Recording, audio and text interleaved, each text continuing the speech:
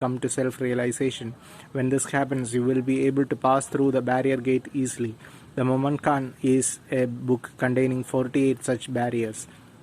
The next line begins to realize this wondrous thing called enlightenment. Observe the word wondrous, because enlightenment is unexplainable and inconceivable. It is described as wondrous. You must look into the source of your thoughts, thereby annihilating them. This means that it is useless to approach Zen from the point of view of supposition or logic. You can never come to enlightenment through inference, cognition, or conceptualization.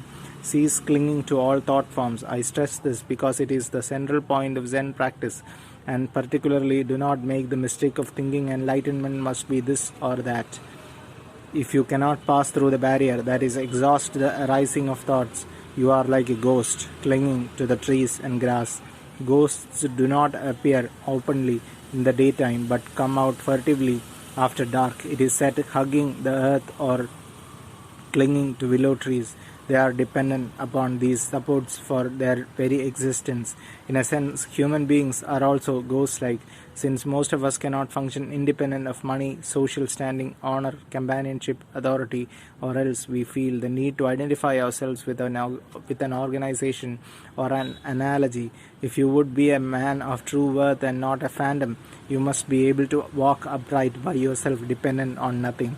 When you harbor philosophical concepts or religious beliefs or ideas or theories of one kind or another, you too are a phantom, for inevitably you become bound to them.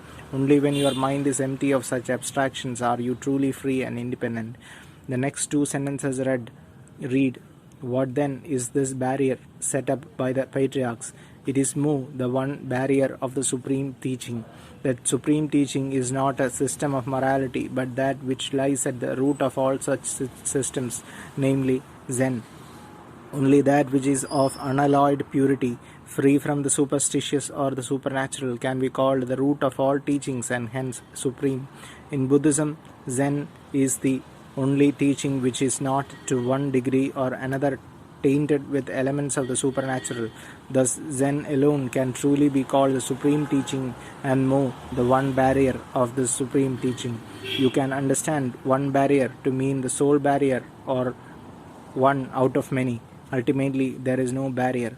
One who has passed through it cannot only see Joshu face to face. Since we are living in another age, of course, we cannot actually see the physical Joshu. To see Joshu face to face means to understand his mind, can walk hand in hand with the whole line of patriarchs. The line of patriarchs begins with Maha Kashyapa, who succeeded the Buddha. It goes on to Bodhidharma, the 28th, and continues right up to the present. Eyebrow to eyebrow is a figure of speech implying great intimacy. Hear with the same ears and see with the same eyes connotes the ability to look at things from the same viewpoint as the Buddha and Bodhidharma. It implies, of course, that we have clearly grasped the world of enlightenment. How marvelous indeed! Only those who recognize the preciousness of the Buddha, the Dharma, and the patriarchs can appreciate such an exclamation. Yes, how truly marvelous! Those who do not care for the Buddha and the Dharma may feel anything but marvel, but that cannot be helped. Who would not want to pass through this barrier? This phrase aims at enticing you to search for truth within yourself. For this you must concentrate day and night, questioning yourself about Mu through every one of your 360 bones and 8,400 pores. These figures reflect the thinking of the ancients who believed that the body was constructed in this fashion. In any case, what this refers to is your entire being. Let all of you become one mass of doubt and questioning. Concentrate on and penetrate fully into Mu.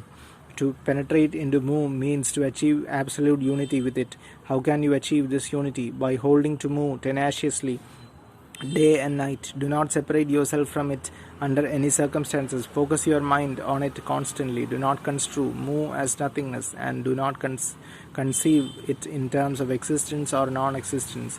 You must not, in other words, think of Mu as a problem involving the existence or non-existence of Buddha nature. Then what do? You stop speculating and concentrate wholly on Mu. Just Mu. Do not dawdle. Practice with every ounce of energy. You must reach the point where you feel as though you had swallowed a red-hot iron ball.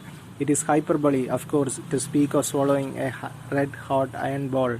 However, we often carelessly swallow a hot rice cake which, lodging in the throat, causes considerable discomfort. Once you swallow moo up, you will likewise feel intensely uncomfortable and try desperately to dislodge it, that you cannot disgorge despite your every effort. This describes the state of those who work on this koan. Because self-realization is so tantalizing a prospect, they cannot quit. Neither can they grasp moo's significance readily. Hence, there is no other way for them but to concentrate on moo until they turn blue in the face. The comparison with a red-hot iron ball is apt. You must melt down your delusions with the red-hot iron ball of moo stuck in your throat. The opinions you hold and your worldly knowledge are your delusions. Included also are philosophical and moral concepts, no matter how lofty, as well as religious beliefs and dogmas, not to mention innocent commonplace thoughts. In short, all conceivable ideas are embraced within the term delusions, and as such are a hindrance to the realization of your essential nature. So dissolve them with the fireball of moo. You must not practice fitfully. You will never succeed if you do zazen only when you have the whim to, and give up easily. You must carry on steadfastly for 1, 2, 3, or even 5 years without remission, constantly vigilant. Thus you will gradually gain in purity. At first you will not be able to pour yourself wholeheartedly into moo.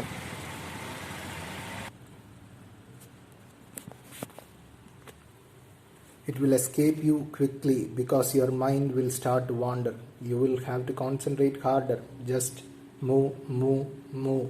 Again it will elude you. Once more you attempt to focus on it, and again you fail. This is the usual pattern in the early stages of practice. Even when moo does not slip away, your concentration becomes disrupted because of various mind defilements. These defilements disappear in time, yet since you have not achieved oneness with moo, you are still far from ripe. Absolute unity with moo, unthinking absorption in moo, this is ripeness. Upon your attainment to this stage of purity, both inside and outside naturally fuse. Inside and outside has various shades of meaning. It may be understood as meaning, subjectivity and objectivity, or mind and body. When you fully absorb yourself in moo, the external and internal merge into a single unity. But unable to speak about it, you will be like a mute who has had a dream.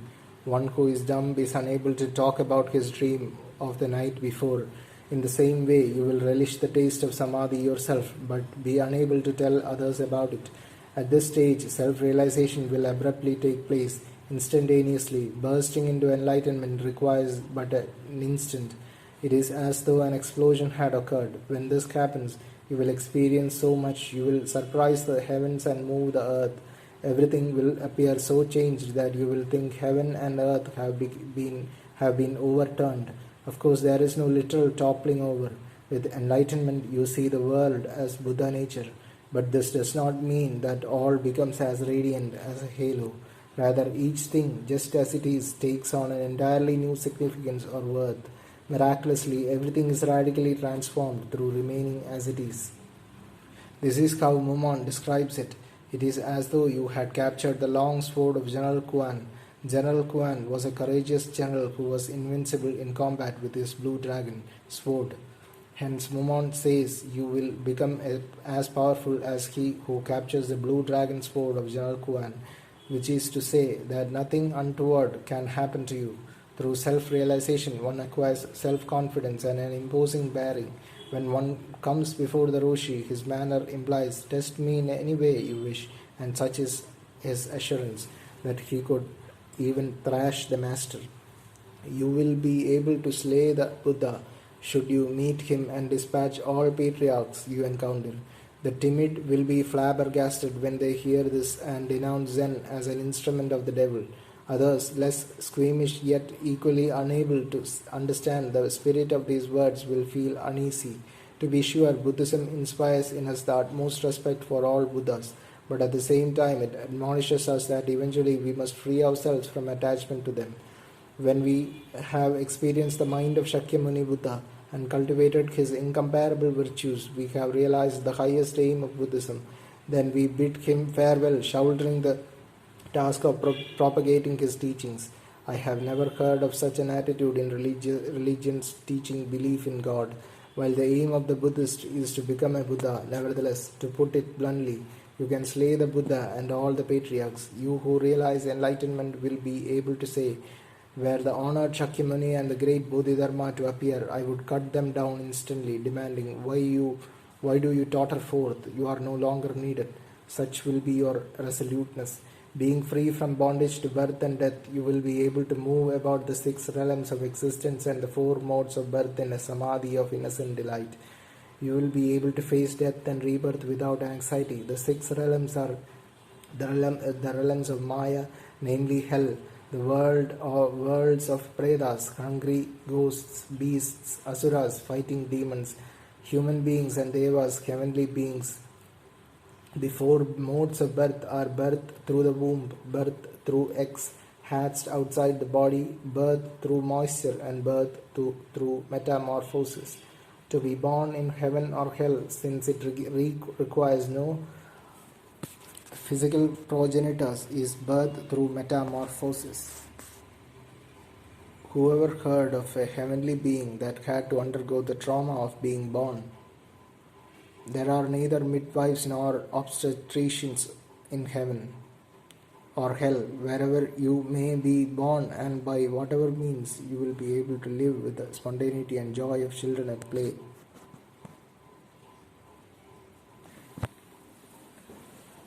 This is what is meant by a samadhi of innocent delight. Samadhi is complete absorption. Once you are enlightened, you can descend to the deepest hell or rise to the highest heaven with freedom and rapture. How then do you concentrate on Mu? Through Zazen. Devote yourself to it energetically and wholeheartedly. Persevere with all the force of your body and spirit. If you continue thus without intermission, you must not start and then quit. You must carry on to the very end like a hen sitting on an egg until she hatches it. You must concentrate on Mu unflinchingly, determined not to give up until you attain Kensho.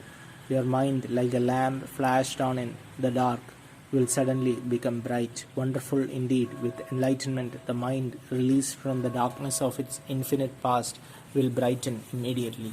Wonderful indeed is added, since nothing could be more wonderful. The first line of Momon's verse reads, a dog, Buddha nature. There is no need for nature. A dog is Buddha is superfluous. A dog, Buddha, still redundant. Dog, that's enough. Or just Buddha. You have said too much when you say a dog is Buddha. Dog, that is all. It is completely Buddha. This is the whole, the absolute imperative. That is to say, it is the authentic decree of Shakyamuni Buddha. It is the correct dharma. You are this dharma to perfection. It is not being begrudged. It is fully revealed. Once you begin to think, has or has not, your life will be lost. What does your life will be lost mean? Simply that your precious Buddha life of oneness will vanish. 3. Yasutani Roshi's private interviews with 10 Westerners. Editor's introduction.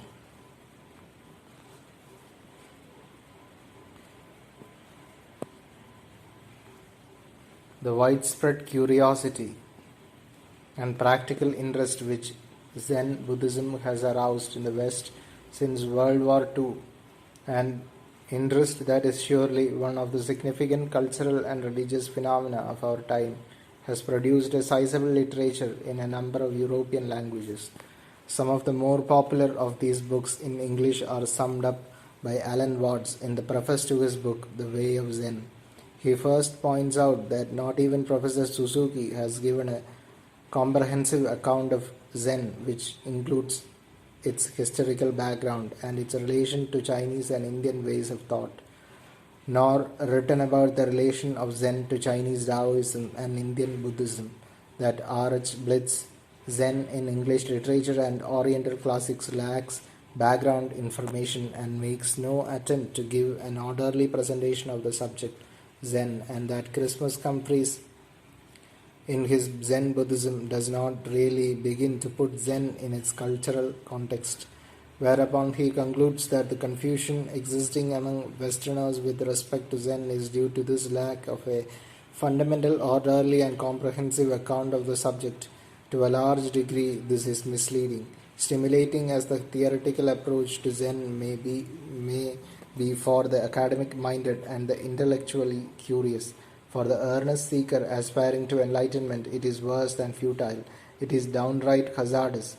Anybody who has seriously attempted the practice of Zen after reading such books knows not only how poorly they have prepared him for Zazen, but how in fact they have hindered him by clogging his mind with splinters of koans and irrelevant fragments of philosophy, psychology, theology, and poetry which churn about in his brain, making it immeasurably difficult for him to quiet his mind and attain a state of samadhi. Not without good reason have the Chinese and Japanese Zen masters warned of the futility of the artificial, cerebral approach to the illuminating experience of genuine Satori. What does lead to self-realization is not a knowledge of Chinese, Indian, or other ways of thought, but proper methods of practice based on the authentic teachings of the masters. The heart of Zen discipline is Zazen. Remove the heart and a mere corpse remains. Despite this, neither the books enumerated by Mr. Watts nor his own books on Zen contain more than a smattering of information, and some not even that, on this vital subject. This espousal of the philosophical theoretical approach to Zen is all too apparent from the index to a recent anthology of Professor Suzuki's writings. In this book of almost 550 pages, only 2 references to Zazen can be found, one a footnote and the other barely 3 lines in the text. Certain exponents of Zen, Asians as well as Westerners, have misled their readers in yet another way. In their relish for drama, they have understood out of all proportion the beatings and kickings of the ancient Chinese masters, even as they have tantalized their readers with such startling paradoxical quotations as "You must kill the Buddha, and though you can say something about it, I will give you 30 blows of the stick, and if you can't say anything about it, I will give you 30 blows of the stick." Can they be trying to shock their readers into accepting an iconoclastic and esoteric Zen to the innermost secrets of which only the select few are privy? And to what purpose, it may be asked, do some writers, less dramatically perhaps, but with equally misplaced verve, unearth koans previously unpublished in English, solving them for the edification of their less enlightened readers, of Zen as it is actually practiced today, and in particular of how the master teaches and guides his students and disciples in the day-to-day, undramatic and occasionally dreary and discouraging moments of Zen training, or of the nature of the problems which contemporary students bring before him. On this, these writers are strangely silent. It is this distortion of Zen and not the lack of a systematic scholarly presentation that lies at the root of the present confusion, for no insignificant number of Westerners, misdirected by this academic spearhead toward a hypothetical Zen, which is the product of theory and speculation and not personal experience, have been repelled by the enigmatic and seemingly nonsensical formulations of the koans and by the apparently cruel or senseless behavior of the Chinese Zen masters, with the result that they have rejected Zen as a weird and alien discipline uncongenial to the Western mind.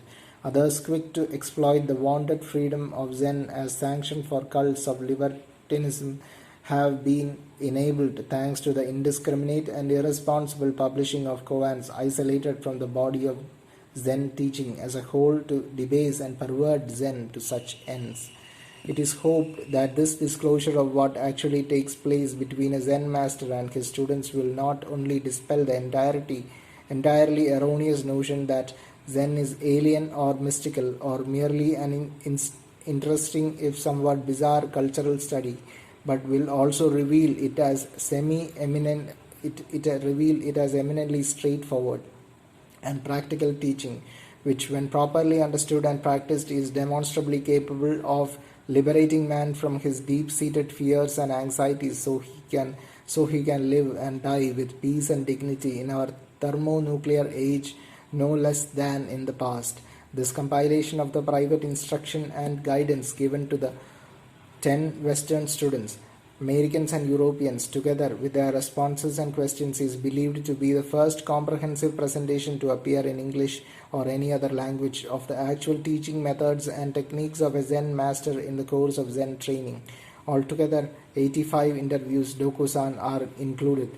They were gathered over a period of 2 years and vary from 2 to 24 interviews for one individual student. The dialogue which appears between a set of asterisks is a transcription of one complete interview with the Roshi from the time the student entered his room until he departed. In a general way, the Dokusan of a particular student follow each other in the order in which they occurred, but they are not an unbroken record of every encounter with the Roshi. Dokusan, which consisted of no more than a few words of encouragement, or Dokusan lacking in general interest, have been omitted. Where a number of Dokusan of one student are involved, a period of a month or two might intervene between them. Each of these Dokusan took place during the secluded training period called session, which will be described fully in a later section. While most of them are brief, necessarily so to accommodate the needs of as many as 35 or 40 persons 3 times a day, their length is ultimately dictated by the requirements of the individual and not by any arbitrary time limitation.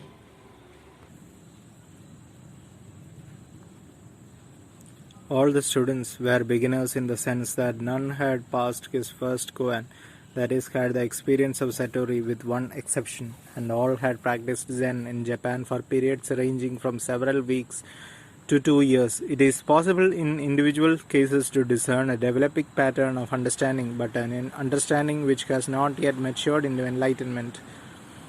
The material speaks for itself, and any attempt to analyze or interpret it would not only be superfluous but presumptuous.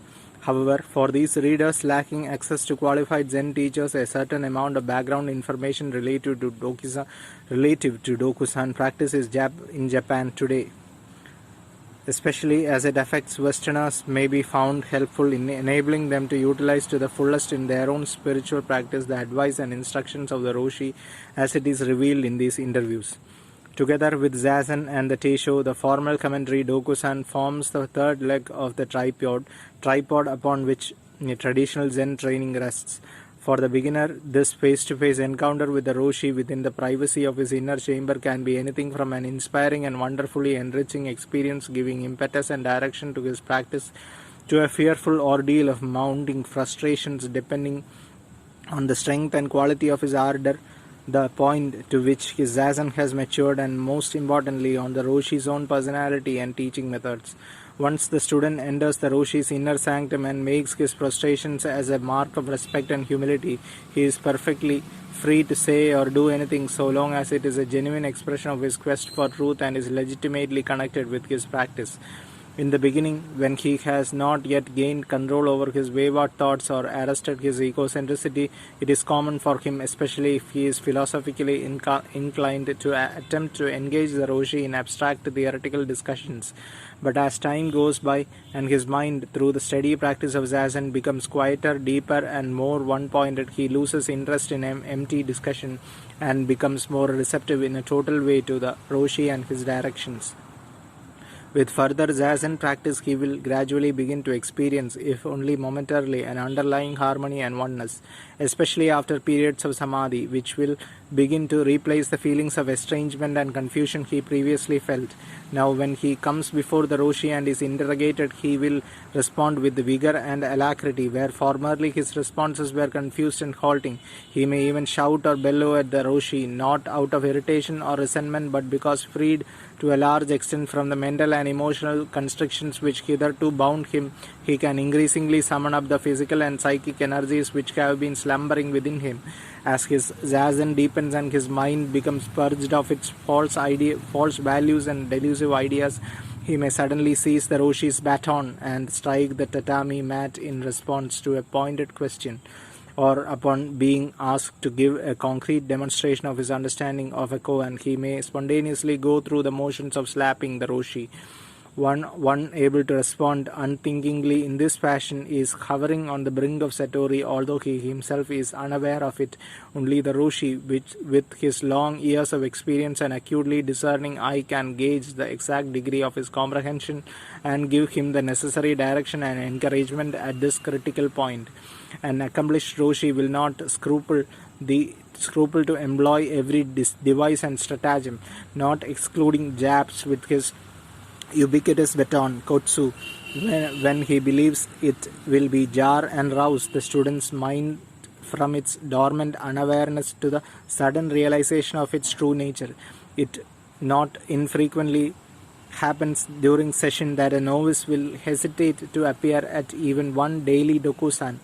Instead of making a spirited dash for the line-up point when the dokusan bell rings, he sits glued to his seat out of fear of being rebuked for having no ready solution to his koan.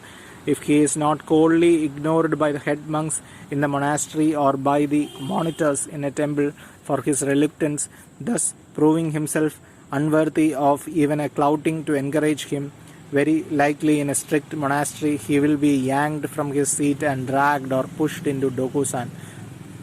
When dispirited he finally appears before the Roshi may castigate him for his faint-heartedness, then summarily dismiss him without asking a question or making a comment.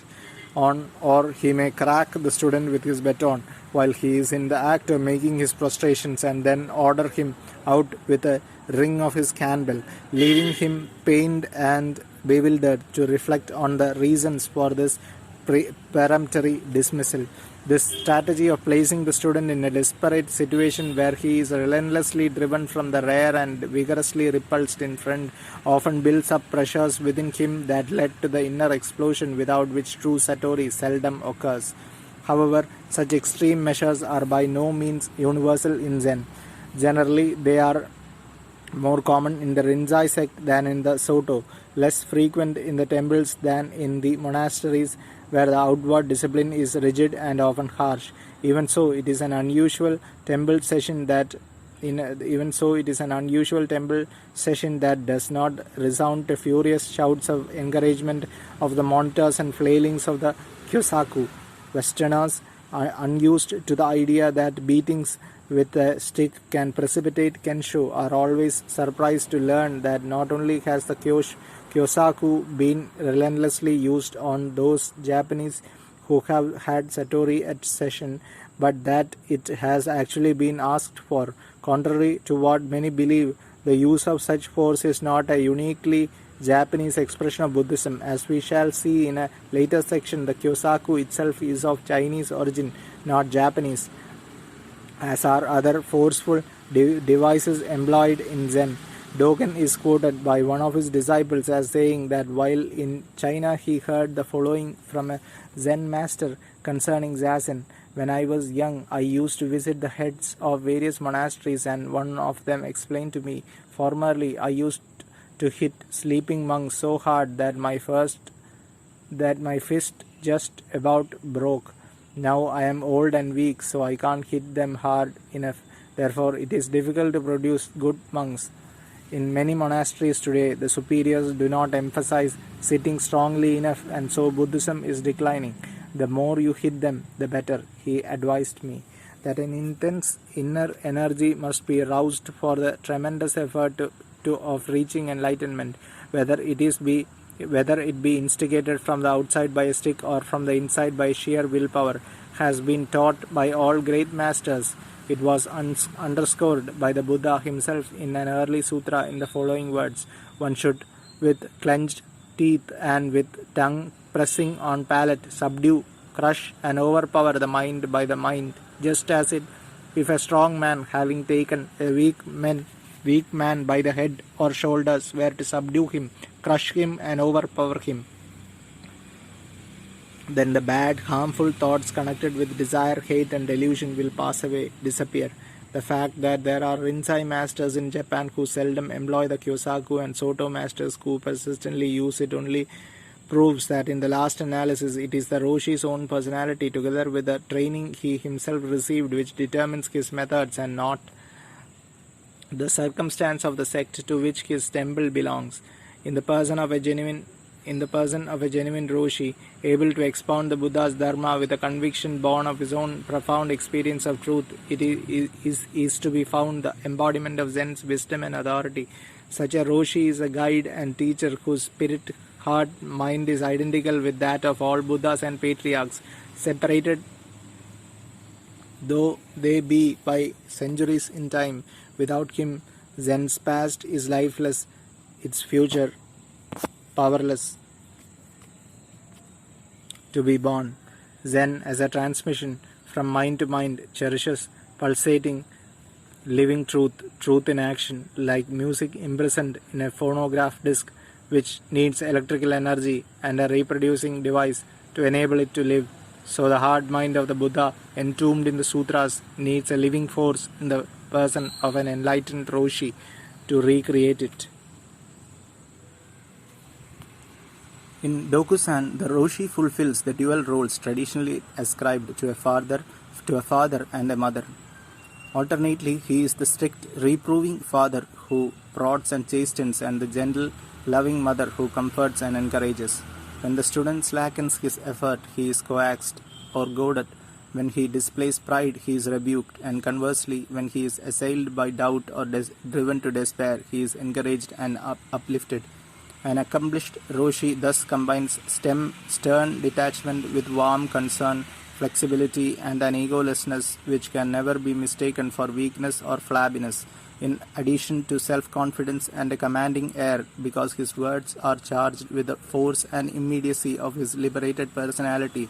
What he says has the power to rejuvenate the student's flagging spirit and reinvigorate his quest for enlightenment despite pain, frustration, or temporary boredom.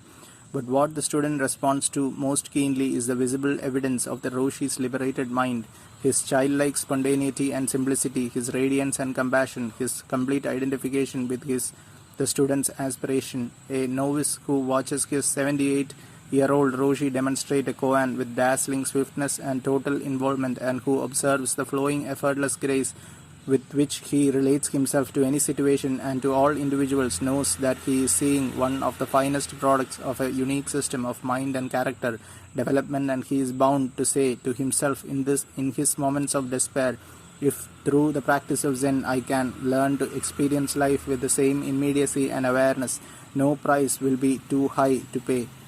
All the Roshi's unique skills and compassion come into full play once he senses that the student's mind is ripe, that is barren of discriminating thoughts and clearly aware, in other words, in a state of absolute oneness, revealed variously in how the student strikes the Dokusan bell, how he walks into the Dokusan room, how he makes his prostrations, and the way he looks and acts during Dokusan. In a variety of ways, the Roshi will prod and nudge this mind into making its own ultimate leap to Satori. Up to this point, the Roshi's main effort has been directed toward cajoling and inspiring the student to apply himself with energy and single-mindedness in his concentration, and not to give way to weariness or despondency. But now he takes another tack. He shoots sharp questions at him, demanding instantaneous answers, or he jabs him suddenly with his baton, or slams at the mat or table, all in an effort to pry apart the student's delusive mind. In their effect on the student's mind, these promptings of the Roshi are like darts of rain on parched soil or shafts of light in a dark room, and they serve to advance his mind to the next critical point, the stage where he feels encased in a block of ice or immured in a crystal palace. No, now he virtually sees the truth, but he cannot break out and take hold of it. The student knows that the Roshi is unable to predict the precise moment of Satori any more than he can bestow Satori on him, nor can he himself do any more than strive with all his might and main to exhaust his thinking and reach a state of infant-like no-mindness, that is, emptiness of mind. Yet somehow the final breakthrough, the sudden decisive somersault of the mind betokening enlightenment must occur. At this crucial juncture, the temptation, always potential to anticipate when Satori, like a bolt from the blue, will strike for better or worse, becomes irresistible. It is the last desperate maneuver of the retreating ego to disrupt the concentrated mind, plague it with thoughts, and arrest the ultimate leap, signifying complete and total self-abandonment to freedom. The Roshi, aware that the student's mind can be jarred into making this leap by a blow, a phrase, or some sound only if it is empty, will take pains to point out this temptation, warning the student that the slightest separation from his koan or other spiritual exercise may prove fatal to Satori realization. Enlightenment can take place anywhere, not alone in the Dokusan room. Indeed, a number of students experience it while listening to the Roshi's formal lectures. Their mind fastens on a particular phrase which they may have read or heard from the Roshi innumerable times, but which now, because the mind is ripe, assumes a fresh and startling significance, serving as the spark to set off the inner explosion, heralding Satori. Some have come to enlightenment on a train or bus, on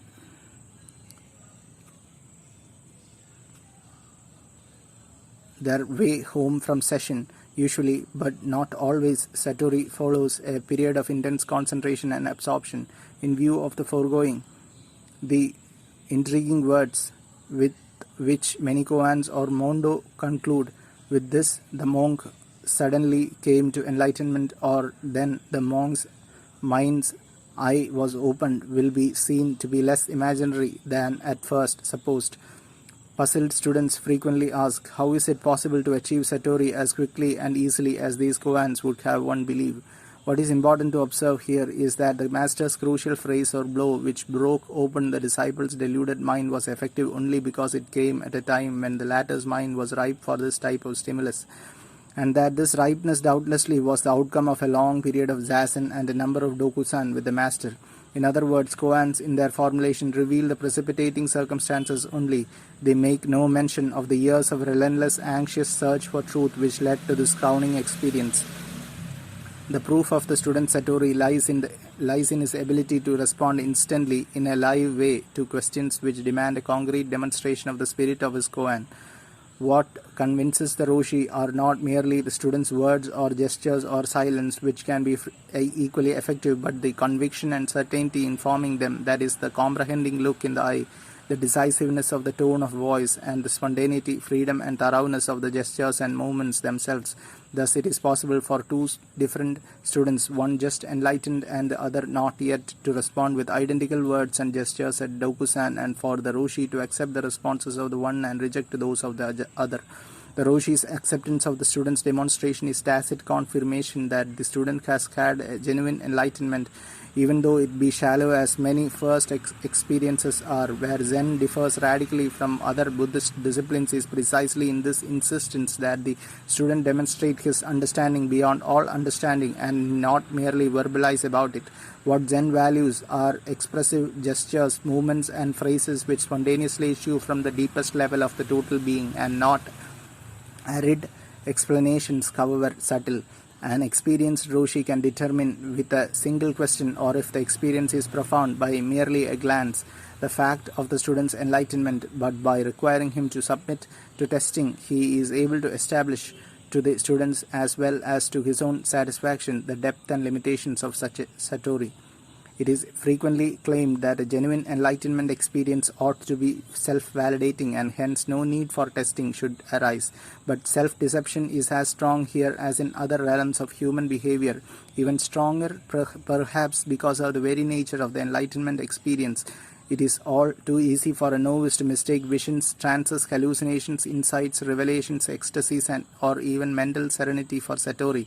The oceanic feeling experienced by certain types of neurotics has likewise been confused with enlightenment, since it conveys a sense of identity with the universe. For all these reasons, and especially because the danger to the personality resulting from such self-deception is real, Zen teaching has always insisted that Satori be tested and confirmed by a master whose own enlightenment has in turn been sanctioned by an enlightened master.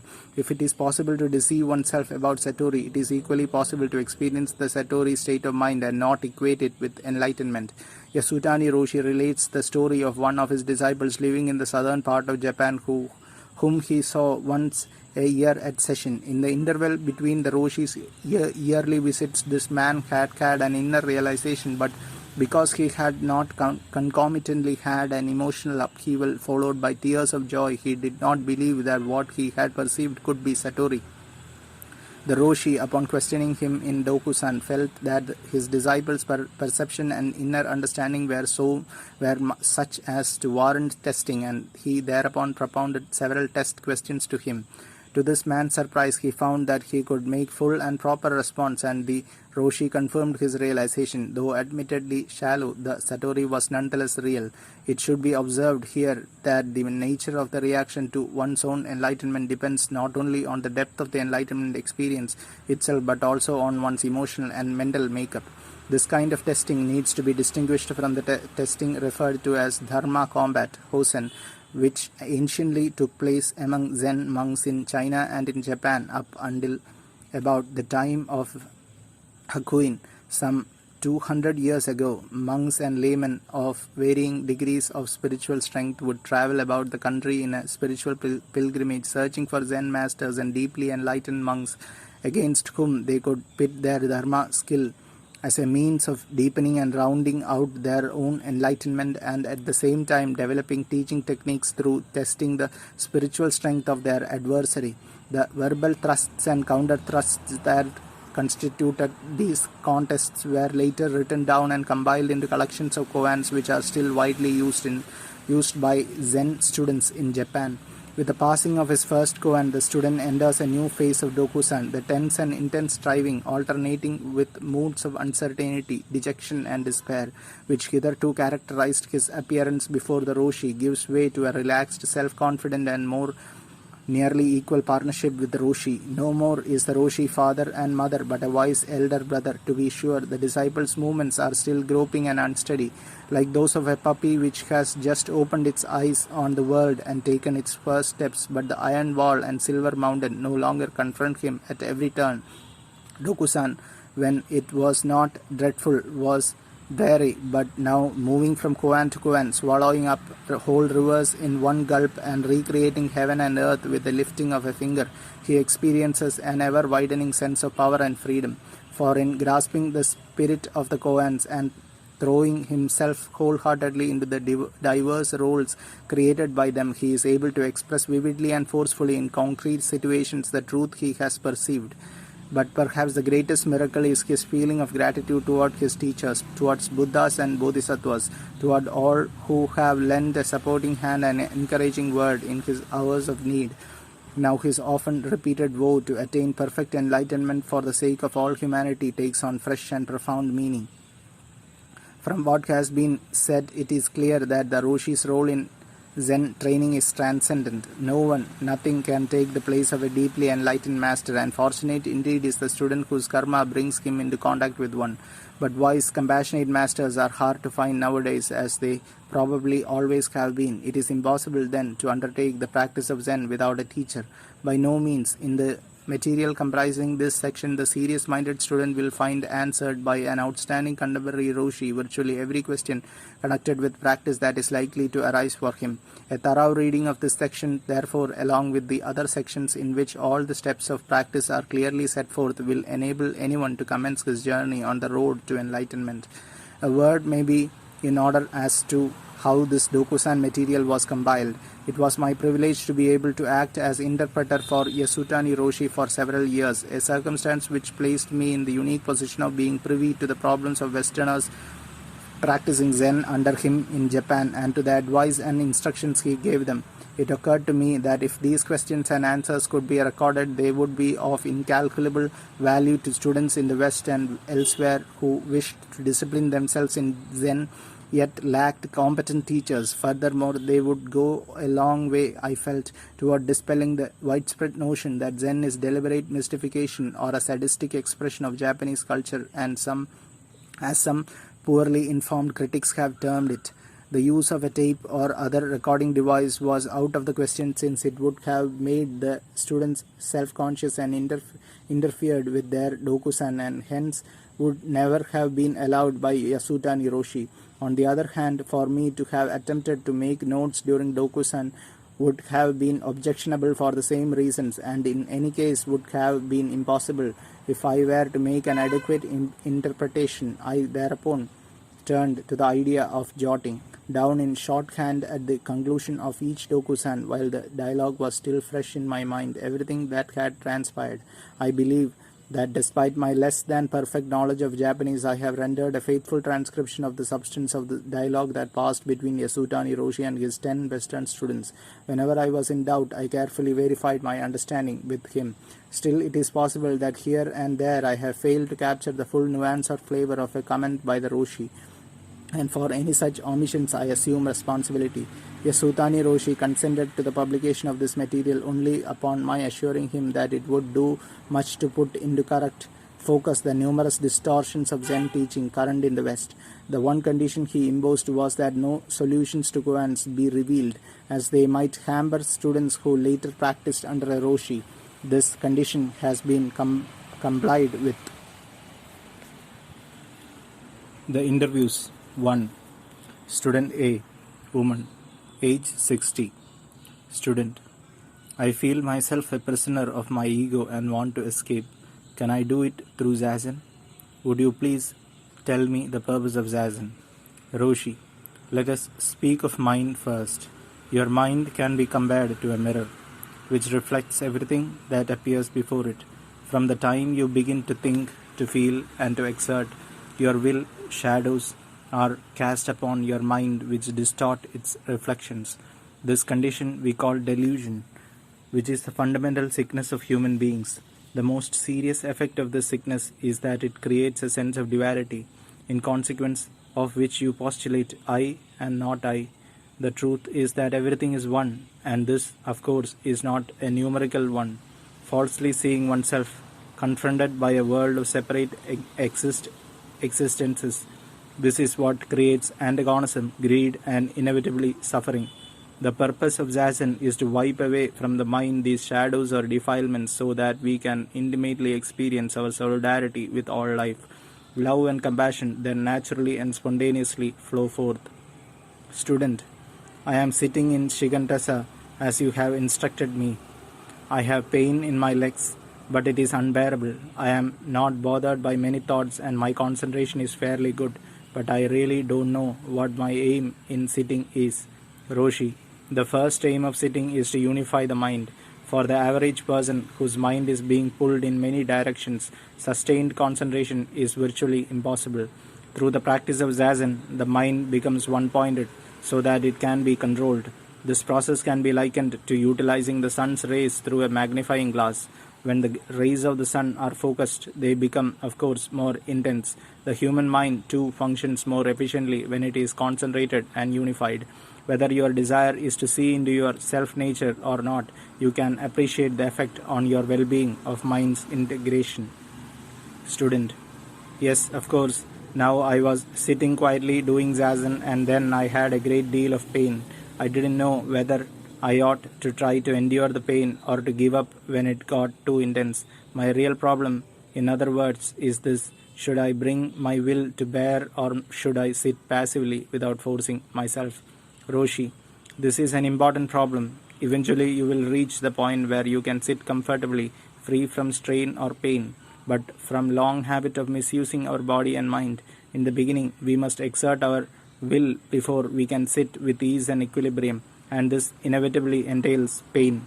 When the body's center of gravity is established in the region just below the navel, the entire body functions with greater stability.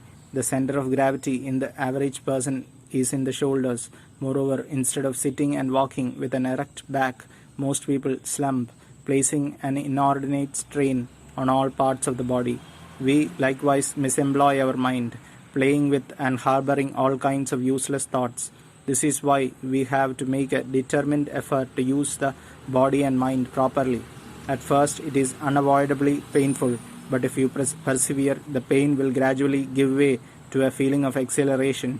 You will become physically stronger and mentally more alert. This is the experience of all who do Zazen regularly and devotedly. Roshi. Is there anything you want to ask? Student. Yes, I have several questions. The first is, why did you have a sign put above my place saying I should not be struck with the kyosaku? Is it because you feel I am hopeless? Roshi, I was under the impression that you, like most Westerners, did not like to be struck. The senior monitor has been striking everyone hard, and I thought if you were struck, it might interfere with your zazen. You don't mind being hit? Student, smiling. Well, most of the time I don't, if I am not hit too hard. Roshi, yesterday, the young woman sitting opposite you, who happens to be Japanese, was struck with a great deal of force to spur her on, of course. It was the first time she had been hit, and she was so surprised and bewildered that she left the session immediately. Fortunately, she came back today and told me what had happened, so I had a sign placed over her saying she was not to be struck. Student, anyway, I am glad to learn you don't think I am a hopeless case. This is my next point. Feeling energetic this morning, I began to think I must empty my mind of useless thoughts so that wisdom may enter. Then, realizing that this was the work of the ego, I became discouraged. I felt like a donkey that could be made to move only by having a carrot dangled before its eyes. Roshi, do you wish enlightenment? Student, I don't know what enlightenment is. Yesterday I told you I wanted to banish my ego so that I could become a little wiser. I suppose I am more interested in getting rid of ego than in attaining enlightenment. Roshi, intrinsically there is no ego. It is something we ourselves create. Still, it is this self-created ego that leads us to Zazen, so it is not to be despised. Zazen, as you have probably realized, brings about an attrition of the ego. You can also get rid of ego by abiding by the rules of session instead of following your own inclinations. If, for example, you don't want to rise when the bell rings for everyone to get up and walk around, you are catering to your ego and so enhancing it. The same is true of eating. You surrender to your ego each time you decide to forego eating communally and go off to eat by yourself. So, since ego is rooted in the subconsciousness, the only way to uproot it is by a thoroughgoing enlightenment. Student, I am very tired and my legs pain me terrifically. I can't do good zazen anymore. I don't know what to do. Roshi, zazen requires considerable energy. If the body is not fit, intense zazen is difficult. Until you recover your strength, sit comfortably without straining yourself. When you feel strong again, you can exert yourself. After that, it is a matter of determination, of bringing your will to bear. Energy and unswerving determination are both necessary. Student, I have been working by myself on the koan. What was the phase you had before you were born? I believe I have the answer, but would like you to confirm it. I have dwelt, for example, on what I was like before I was born and what my parents were like. I have also thought of what I would be like after I am dead. In fact, in my imagination, I have already buried my ashes in a favorite spot. Have I been working on this koan correctly? Roshi, no, you have not. What you are giving me is a hypothetical picture of this koan. To deal with it truly, you must be able to answer such questions as, if the world were destroyed, would the original phase also be destroyed? If so, in what way? Student, I can't answer such questions. Roshi, this koan is no different from Mu. For the time being, simply continue with Shigantasa until you reach the point of strongly wanting Kenshu. Then a koan like, what is my face before my parents' birth, or what is Mu, would be appropriate. Student, in speaking of Makyo, you have said that even psychological insights about oneself are Makyo. This is not only confusing but also discouraging. I have had several insights about myself during this session and felt extremely elated, but now I am confused and don't know what to think. Roshi, as your practice progresses, many Makyo will appear. In themselves, they are not harmful. They may even be beneficial in some measure, but if you become attached to or ensnared by them, they can hinder you. In the deepest sense, even the Bodhisattva canon might be said to be attached to compassion, otherwise he would be a Buddha, free of all attachments. One obsessed by the idea of helping others feels constrained to aid those who might be better off without such aid. Take a person with little money who lives simply. To give him material things unessential to his simple way of life would destroy that life. This would not be kindness at all. A Buddha is compassionate, but he is obsessed by the desire to save others. Insights about oneself are valuable, of course, but your aim is to go beyond them.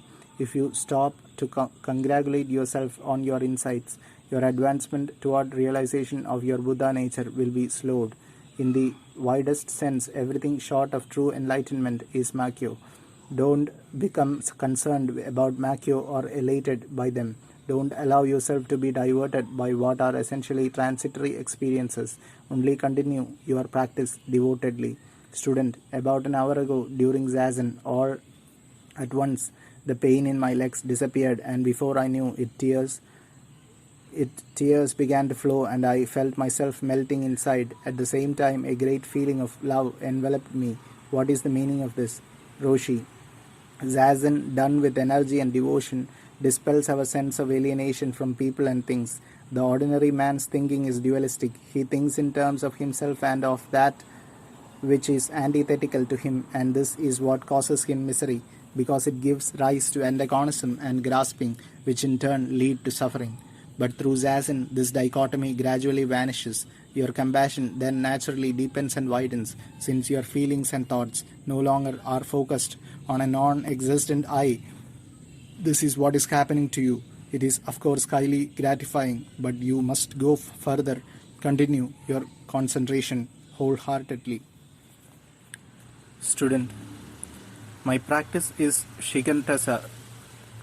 Roshi, is there anything you want to ask?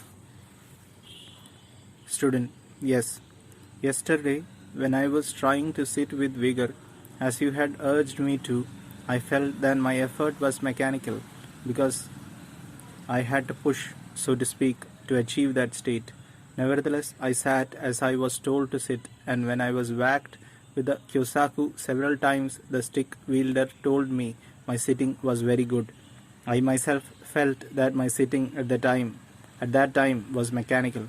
This morning, instead of pushing, I felt myself suddenly being pushed, as it were.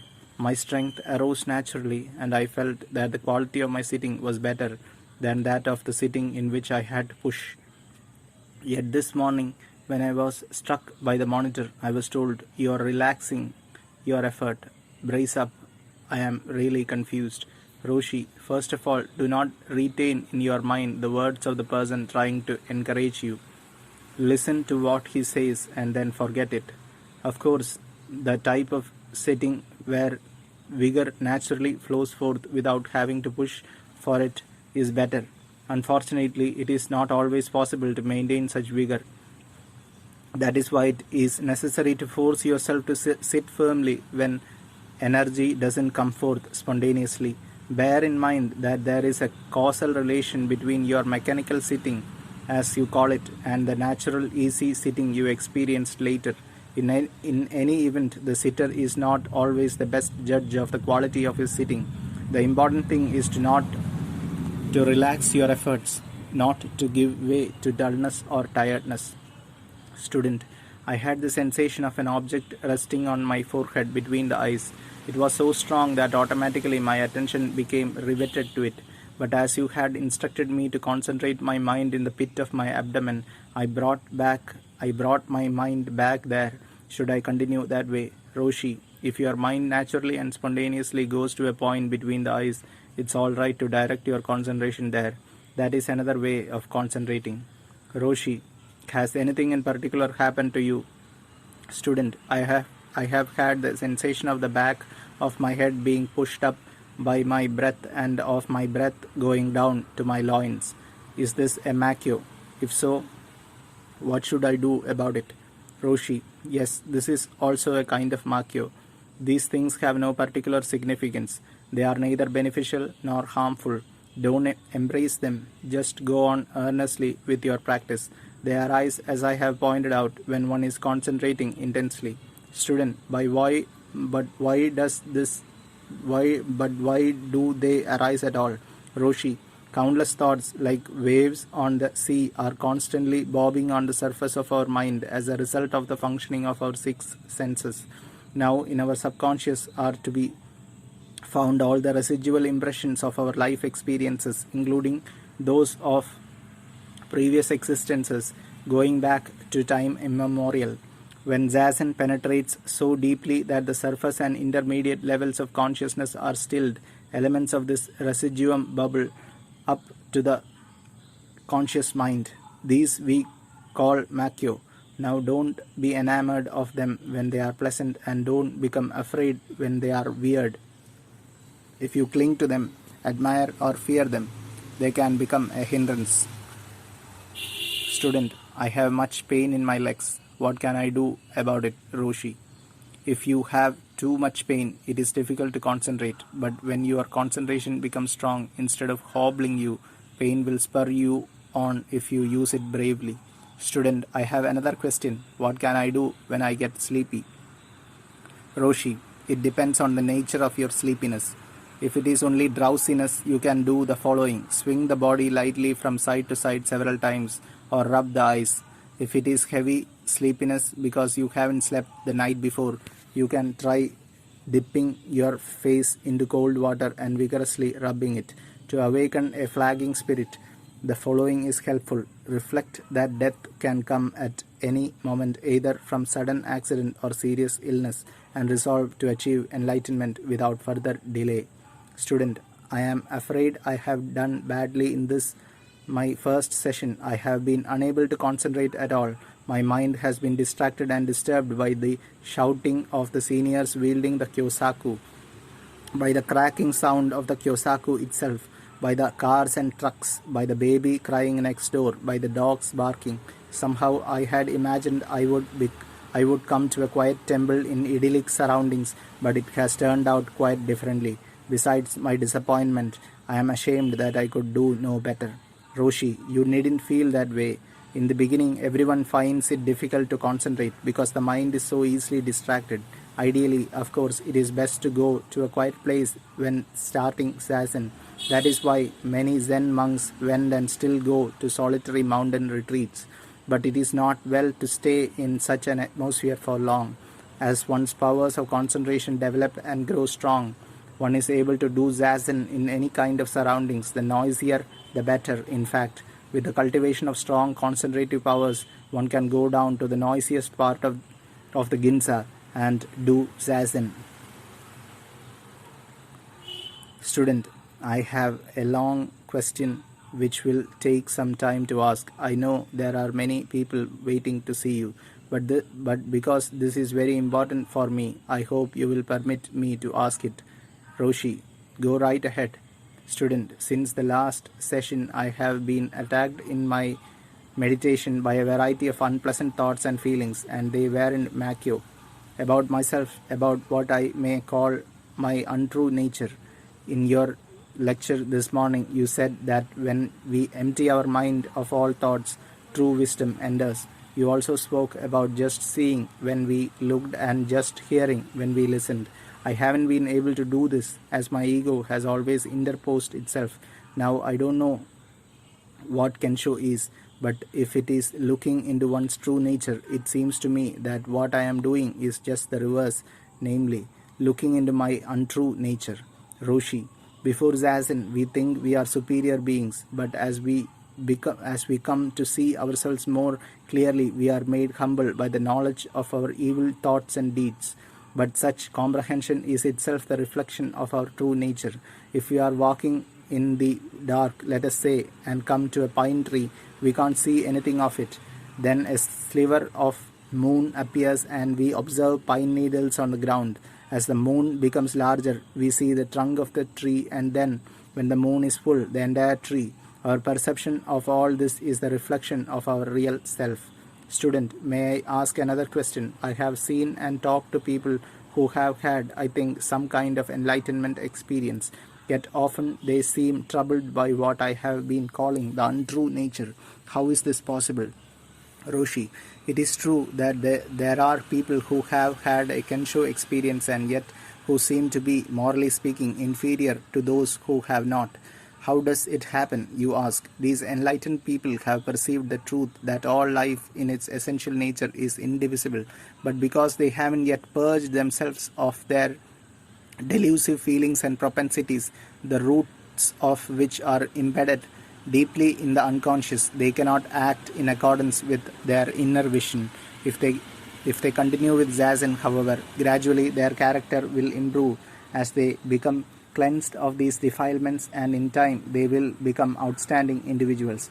On the other hand, those who have never had a Kensho experience and yet seem to be modest and unselfish conceal, so to speak, the real condition of their mind. On the face of it, these latter appear more virtuous and steady, but because they have never seen into the truth and therefore still see the universe and themselves as separate and apart, under great stress their seemingly fine character gives way and their behavior leaves much to be desired. Student crying. Just about 5 minutes ago, I had a frightful experience.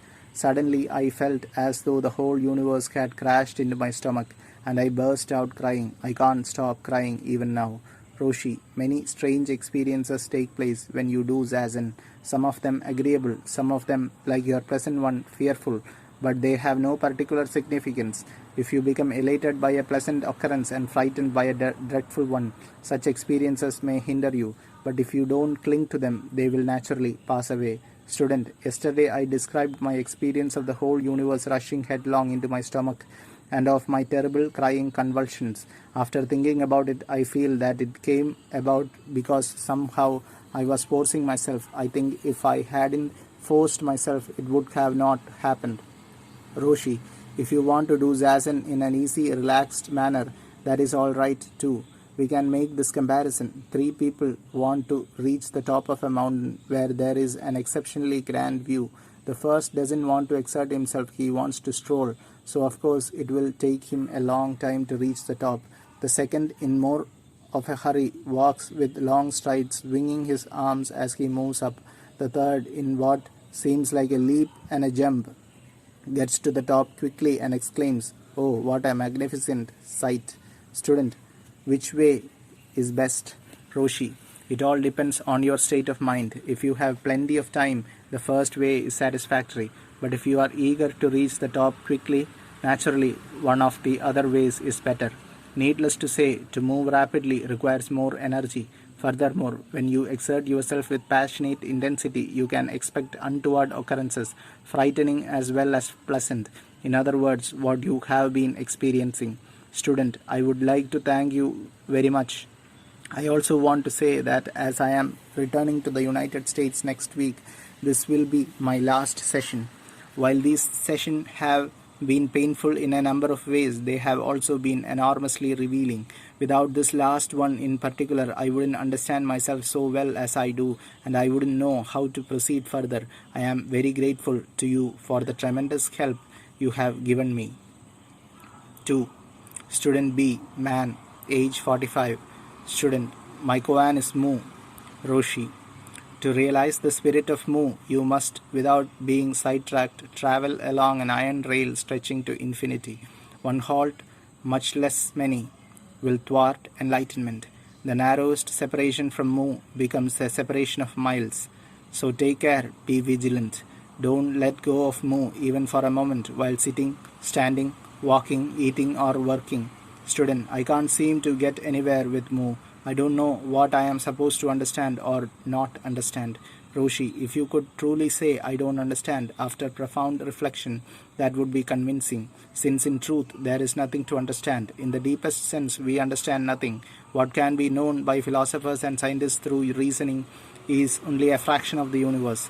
If we imagine this fountain pen I am holding to be the entire universe, what is intellectually knowable is the very tip of the pen.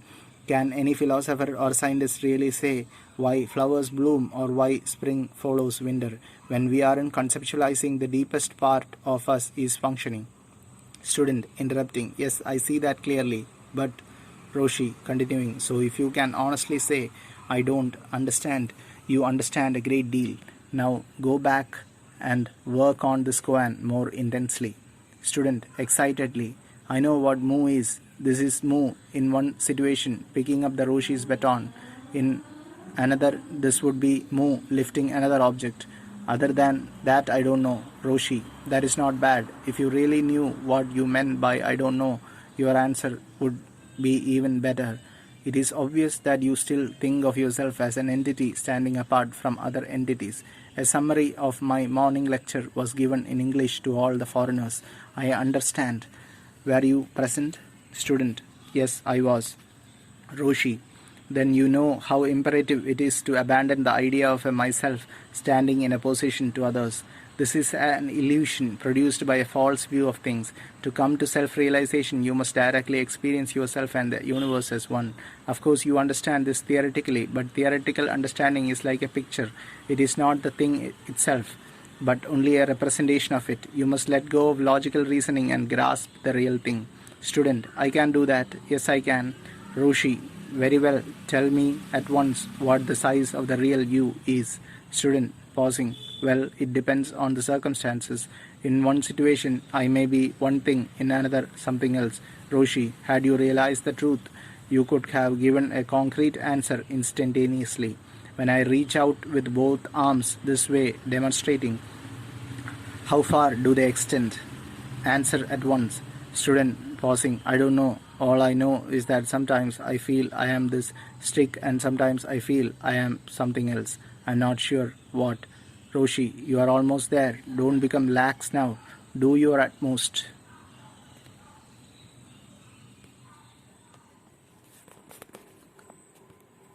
Three. Student C. Man, age 43. Every student normally states the nature of his practice as soon as he comes before the Roshi in Dokusan. The student's practice is Mu.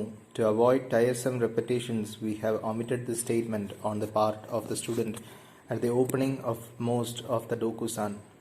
Student: I feel Mu is everything and nothing. I feel it is like a reflection of the moon on a lake with no moon and no lake, only reflection. Roshi: You have a keen theoretical grasp of Mu, a clear picture of it in your mind. Now you need to take hold of it directly. There is a line a famous Zen master wrote at the time he became enlightened, which reads, When I heard the temple bell ring, suddenly there was no bell and no I, just sound. In other words, he no longer was aware of a distinction between himself, the bell, the sound, and the universe. This is the state you have to reach. Don't relax. Strive on. Student: I have a complaint. Last night, while waiting to go to Dokusan, I was brusquely shoved and pushed and shouted at. I know this prodding was intended to spur me on, but all the same I felt resentful. Roshi: It is because you think of yourself as an I that you resent this kind of treatment. If your body and mind were 100% united with Mu, who would be doing the resenting? At that point, you are like a simpleton or like a punching bag. Whichever way you are pushed, you go, because your ego, your willfulness has been banished. That is the time you directly realize Mu. Upon reaching this stage, you are free of all resentments. Student: Yesterday I reached the high point of my effort. My zeal, you said, was up to 95%. But today my burning desire has suddenly left me. I feel completely discouraged. I don't know why. Roshi: Don't become discouraged. It is that way with everybody. If you were a piece of machinery, you could function steadily at high speed, but a human being cannot. Consider a person riding a horse. If he is a good rider, he doesn't gallop his horse one moment and slow it down to a walk the next. By keeping it going at a steady trot, he is in a better position to elicit a burst of speed when he wants it. If you relax completely and continue indefinitely at a walk, or what is worse, stop from time to time, it will take you a long time to get to your destination. The trouble may be that consciously or unconsciously you are thinking, if I don't get enlightenment at this session, I will get it at the next. But if this were your last session in Japan, you would become desperate and your desperation would sweep you right into enlightenment. Take these people attending this special session with you. They have only one chance a year to attend session, and they feel that if they do not attain Kensho this week, they will have to wait another year for the next session. So they do Zazen with tremendous energy and devotion. 3 of the group have already gotten Kensho. Don't relax your efforts, otherwise, it will take you a long time to achieve what you are after. Student, my mind is freer of thoughts now than it has been for most of this session, but I am still bothered by a few recurring ones. I suppose it's because I have read so much about Zen in the past and reflected on it. Roshi, yes, you will realize your true nature only after your mind has become as empty as thoughts as a sheet of pure white paper is free of blemishes. It is simply a matter of engrossing yourself in Mu so totally that there is no room for thoughts of any kind, including Mu itself. Roshi, don't be heedless even for an instant. If you are attentive while sitting in Zazen, yet permit your eyes and mind to wander when you arise, you disrupt your concentrated mind. Are you following what I am saying? Student, yes, I am. But all this really has nothing to do with me. I am always attentive. Roshi, well, it is possible to be inattentive without realizing it. Besides, there are degrees of attentiveness. If on a crowded train you are watchful that your wallet is not stolen, that is one kind of mindfulness. But if you are in a situation in which you might be killed at any moment during wartime, let us say, the degree of your attentiveness is far greater. To become lax even for a second is to separate yourself from Mu. Even when you go to bed, continue to absorb yourself in Mu, and when you awaken with your mind focused on Mu. At every moment, your entire attention must be concentrated on penetrating Mu, so much so that you become possessed like a lover. Only then can you attain enlightenment. Roshi, you know how to do Zazen properly. You also have an excellent mental picture of Mu. But if you want to actually experience Mu, you must discard this portrait of it lodged in your discursive mind. The roots of ego forming ideas are deep in the subconscious mind, out of reach of ordinary awareness, so they are hard to eliminate. To get rid of them, you must become absolutely one with Mu. When walking, eating, working, sleeping, excreting, you must not only concentrate your mind but control your eyes as well, for when the eyes aren't riveted down, thoughts arise. The mind stirs, and before you know it, you have parted from Mu. As I have said, you know the proper way to concentrate, but your concentration is still weak. You have a tendency to dawdle at times or to busy yourself with extraneous matters. While this is not bad in itself, it is fatal for one aspiring to realize his true nature, as the mind is constantly being distracted. You will become enlightened only after you have poured the whole force of your being into oneness with Mu. Student, I struggle with all my might and main to become one with Mu, but because that which is not Mu is equally strong. Mu doesn't prevail. As a matter of fact, the stronger Mu becomes, the stronger the force opposed to it. So I have come to feel that I am between two worlds, one dead, the other powerless to be born. Frankly, I am at a loss to know what to do. A greater strength than what I possess is necessary. Of this, I am convinced. Roshi, what are you trying to do? What you are trying to do can be compared to this: pushing one hand against the other. Once you realize Mu, you know that nothing can be opposed to it, since everything is Mu. Now you can begin to appreciate why the Kyosaku is used to help you exert yourself beyond your normal capacity. But as you dislike the Kyosaku, I can ask the chief monitor to slap you hard on the back from time to time. With that as a spur, you can mobilize greater strength and energy than you have up to now. Roshi, were this a certain large monastery and you came before the Roshi in Dokusan as you are now doing, he would sharply demand, "Show me Mu." If you couldn't show him, he would warn you not to return until you could. Dismayed, you would find excuses to stay away from Dokusan for fear of being rebuked, because you had no real answer to Mu yet. On the other hand, if you didn't go voluntarily, you would be yanked off your seat by the head monks and pushed or dragged into Dokusan.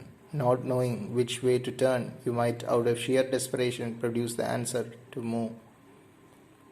For a variety of reasons, we don't employ such measures here.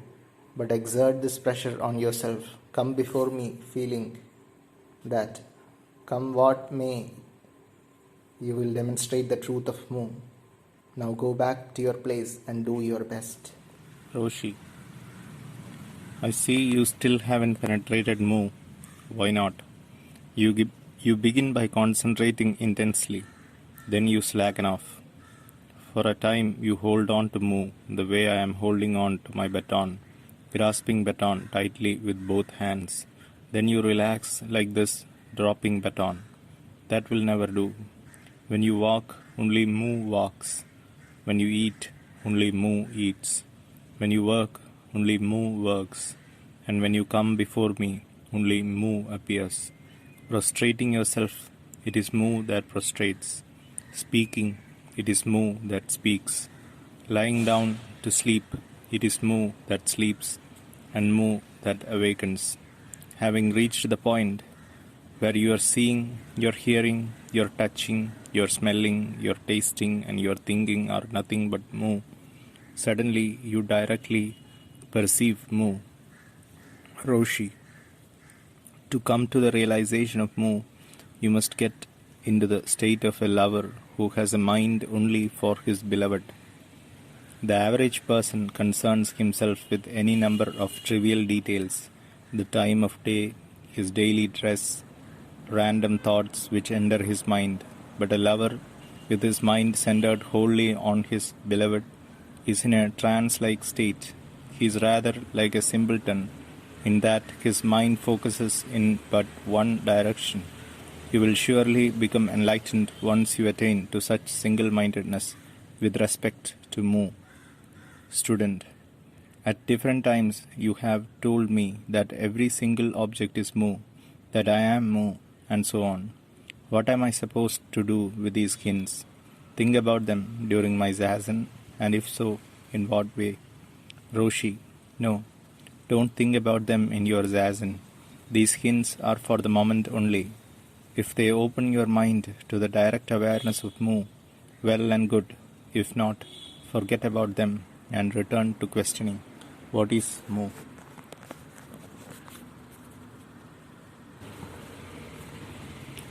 Student, a little while back, when I was concentrating simply on Mu, my powers of concentration were fairly strong. I could easily focus my mind on Mu without the interference of various thoughts. But ever since you told me I must think of the meaning of Mu, that I must keep querying myself, what is Mu? My mind has been opened to a barrage of thoughts which hinder my concentration. Roshi, your purpose in doing zazen is to experience Satori. Satori and Joriki, which is the Japanese name for the power growing out of zazen, while closely related, are nevertheless two different things. There are those who do zazen for years with strong Joriki, yet never come to Satori. Why not? Because in their deepest unconscious, they can't disabuse themselves of the idea that the world is external to them. That they are a sovereign individuality independent of and opposed by other individualities. To renounce such conceptions is to stand in darkness. Now, Satori comes out of this darkness, not out of the light of reason and worldly knowledge. In the intense asking, what is Mu, you bring the reasoning mind to an impasse, void of every thought. Even as you gradually destroy the tenacious roots of I and not I in the unconscious mind, this dynamic kind of self-inquiry is the quickest way to Satori. Joriki is, of course, essential, but if your aim is no more than that, you can do zazen for years without coming any closer to your goal of Satori. On the other hand, there are many people whose Joriki is comparatively weak and yet attain Satori.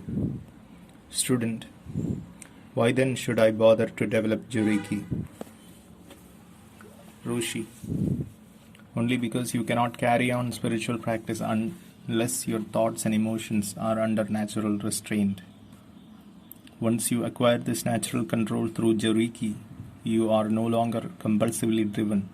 You are free to experience attractive sights or sounds, let us say, or to ignore them, with no aftermath of remorse. Nevertheless, until enlightenment, your view of the world and your relation to it will be blurred. In other words, still dominated by the idea of self and other, and you will be misled by your imperfect vision. Self-realization can come, as I have said, with only a little zazen and correspondingly little joriki. But without joriki, it is difficult to redirect one's habitual actions so that they accord with the truth one has experienced. It is only after enlightenment, when one no longer sees the world and himself as two, that one's potentialities unfold to their fullest, provided always one continues with zazen and the development of joriki. Student, I can appreciate all that, but my problem still is, how am I to entertain the question, what is mu, when I find it entirely meaningless? I can't even formulate the question for myself, much less resolve it. If I were to say to you, what is Baba? It would have no meaning for you. I find mu equally meaningless. Roshi, that is precisely why mu is such an excellent koan. To realize your self-nature, you have to break out of the cul-de-sac of logic and analysis. The ordinary question demands a rational answer, but trying to answer what is mu rationally is like trying to smash your fist through an iron wall. This question forces you into a realm beyond reasoning, but your effort to solve it is not without meaning. What you are really trying to find out is, what is my true self?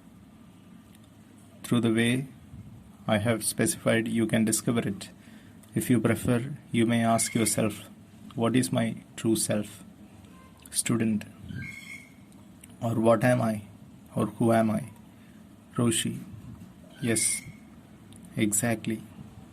Student, rushing in, panting. I must tell you what happened to me a short while ago. I practically blacked out. Roshi, you mean that everything went black and you couldn't see at all? Student, not quite. Everything grew dark, but there were little holes of light in this blackness. This has happened several times. What is the significance of it? Roshi, it is a makyo, proving you have reached a critical halfway point. Makyo do not occur when you are dawdling. Neither do they appear when your practice has ripened. Such occurrences indicate the intensity of your concentration. It is extremely important that you not separate yourself one hair's breadth from your koan. Don't become heedless even for a moment. Don't let a single thing disrupt your concentration. You must now directly realize mu. Only one more step. Student, my mind is fully concentrated. I have been in deep samadhi. With my heart and soul, I have been asking, what is mu? Roshi, excellent. Student, but I have this difficulty. All of a sudden, my heart begins to beat very fast. At other times, my breath disappears from my nose and I feel it in the bottom of my stomach. I don't know whether this is something to worry about or not. Also, when I hear the chief monitor clouting everybody with the kyosaku, shouting at them to concentrate with every last bit of energy, and I hear them snorting and puffing, I don't know whether to continue in my own way, meditating quietly, or to strain and push like the others around me. Roshi, I can only repeat, you have reached a crucial point. When I was practicing at Hosenji many years ago, I too reached the stage where my heart began to beat violently and I didn't know what to do. As you know, the kyosaku is used relentlessly at the monastery and everybody is continually urged to do his utmost. When I put the problem to Harada Roshi, he said nothing at all. This meant that I must feel my own way, for nobody could tell me what to do. If I continued, I felt I might faint. On the other hand, if I slackened my efforts, I knew I would fall back. I will tell you this. If you sit quietly and mark time, you will never come to self-realization. For enlightenment, you have to penetrate Mu with your last ounce of energy. Your absorption must be complete and unfaltering. Deep in our subconsciousness, the conception, me and other, is strong. We think, I am here. What is not me is out there. This is an illusion. Inherently, there is no such dichotomy. You know all this theoretically, of course, but this I is so powerfully embedded that it can't be uprooted by reasoning. In single-minded concentration on Mu, you are not aware of I standing against what is not I. If the absorption in Mu continues without interruption, the I-ness dies out in the subconscious mind. Suddenly, plap, there is no more duality. To experience this directly is Kensho. Don't wobble now. You are at a crucial stage. Sit devotedly.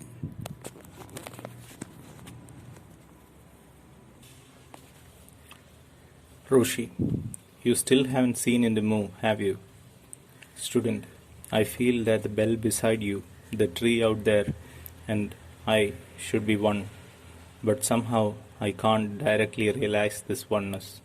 I feel as though I am bound in chains, in a prison from which I can't escape. I just can't break out of duality. Roshi, it is just such notions that are thwarting your realization of Mu. Get rid of them.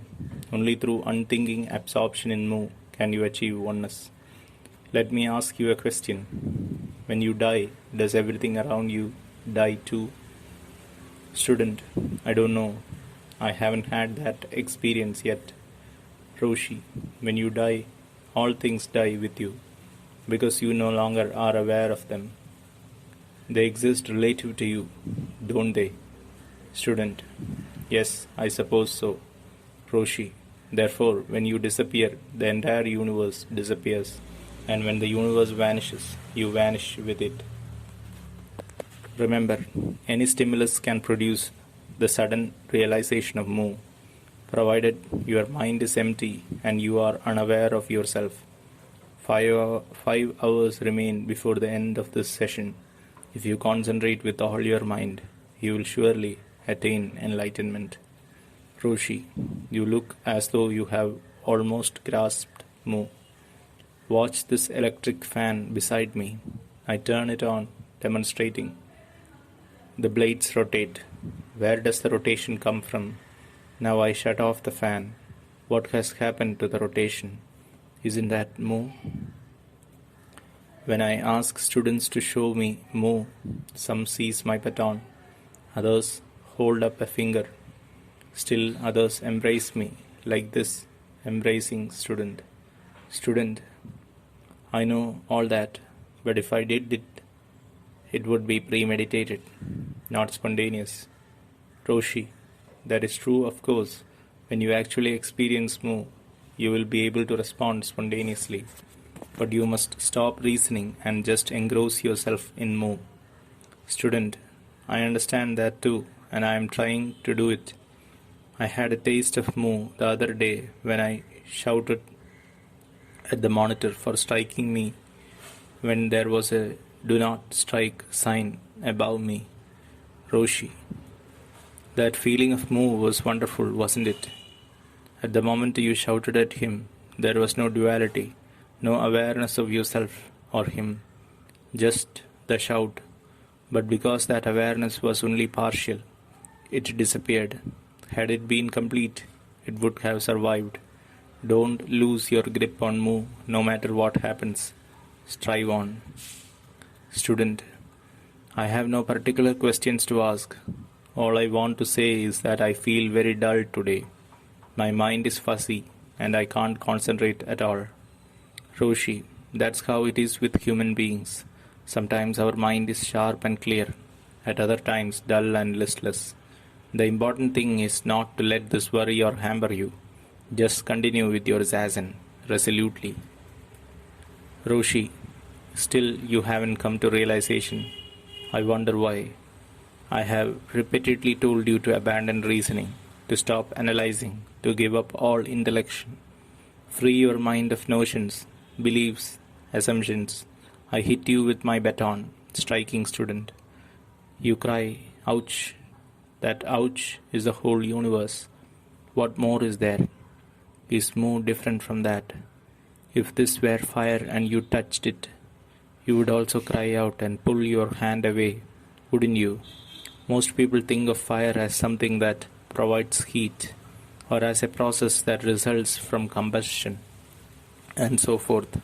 But fire is just fire, and when you burn yourself by it and yell, ouch, there is only ouch. Student, what am I lacking? You are enlightened, and I am not. What is the difference between your touching fire and mine? Roshi, no difference at all. Absolutely none. A verse in the Momunkan reads, when the sun shines, its rays spread throughout the earth. When there is rain, the earth becomes wet.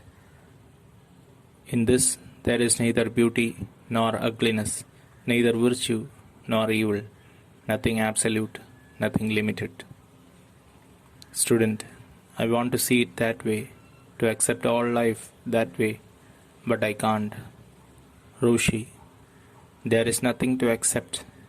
All you need do is just see when you look, just hear when you listen.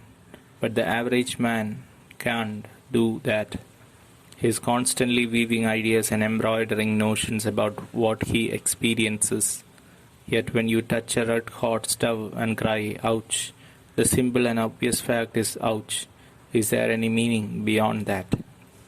Student, I understand all this intellectually, but it doesn't help. Roshi, take your understanding as just understanding. You must get rid of all ideas. Student, interrupting. I had no ideas until I came here.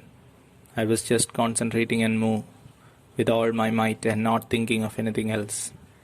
Roshi, very well. When you return to your place, stop striving to achieve unity with Mu and profoundly profoundly question yourself, why can't I realize that when I hear there is nothing more than hearing?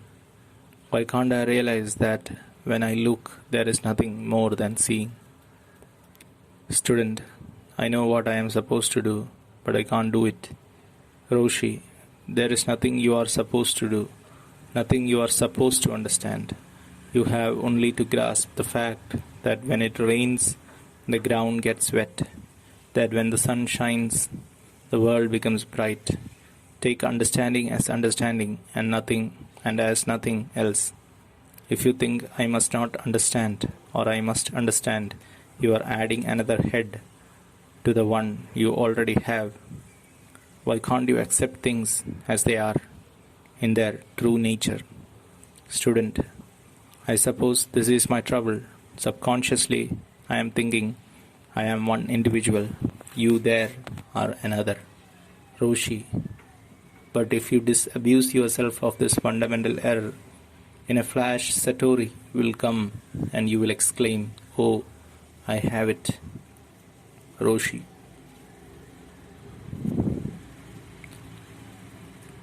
What is this? Tapping student on shoulder with baton. No response. It is Mu, only Mu. When I clap my hands clapping, it is just Mu. There is nothing you need figure out or speculate about. If you try to make even the smallest deduction or the barest analysis, you will never come to the realization of Mu.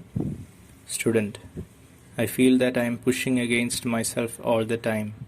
Roshi, cut out speculating about it. Stop using your head. Just become completely one with Mu, and you will positively come to self-realization. Actually, there is no myself to push against. Mu is everything. Mu is nothing. So long as you consciously or unconsciously believe that you and everything else is different from you, you will never penetrate. Unconsciously believe that you are you and everything else is different from you, you will never penetrate Mu. You are close to Kensho. Only one more step. Be alert. Don't separate yourself from Mu by so much as the thickness of a thin sheet of paper.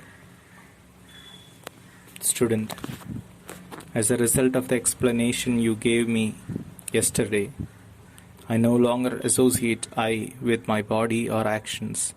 But when I ask myself who is it that knows all that, I conclude that I am the knower. And am I back where I started? Roshi, the following is vital for you, so listen carefully. Your mind, like a mirror, reflects everything. This table, this mat, whatever you see. If you don't perceive anything, the mirror reflects itself. Now everybody's mind is different. How my mind reflects objects differs from the way yours does. Whatever is in your mind is the reflection of your mind, therefore it is you. So when you perceive this mat or this table, you are perceiving yourself. Again, when your mind is devoid of all conceptions, that is, opinions, ideas, points of view, values, notions, assumptions, your mind is reflecting itself. This is the condition of undifferentiation, of Mu. Now all this is merely a picture. What you have to do is directly grasp the truth yourself so that you are able to say, of course, this is enlightenment.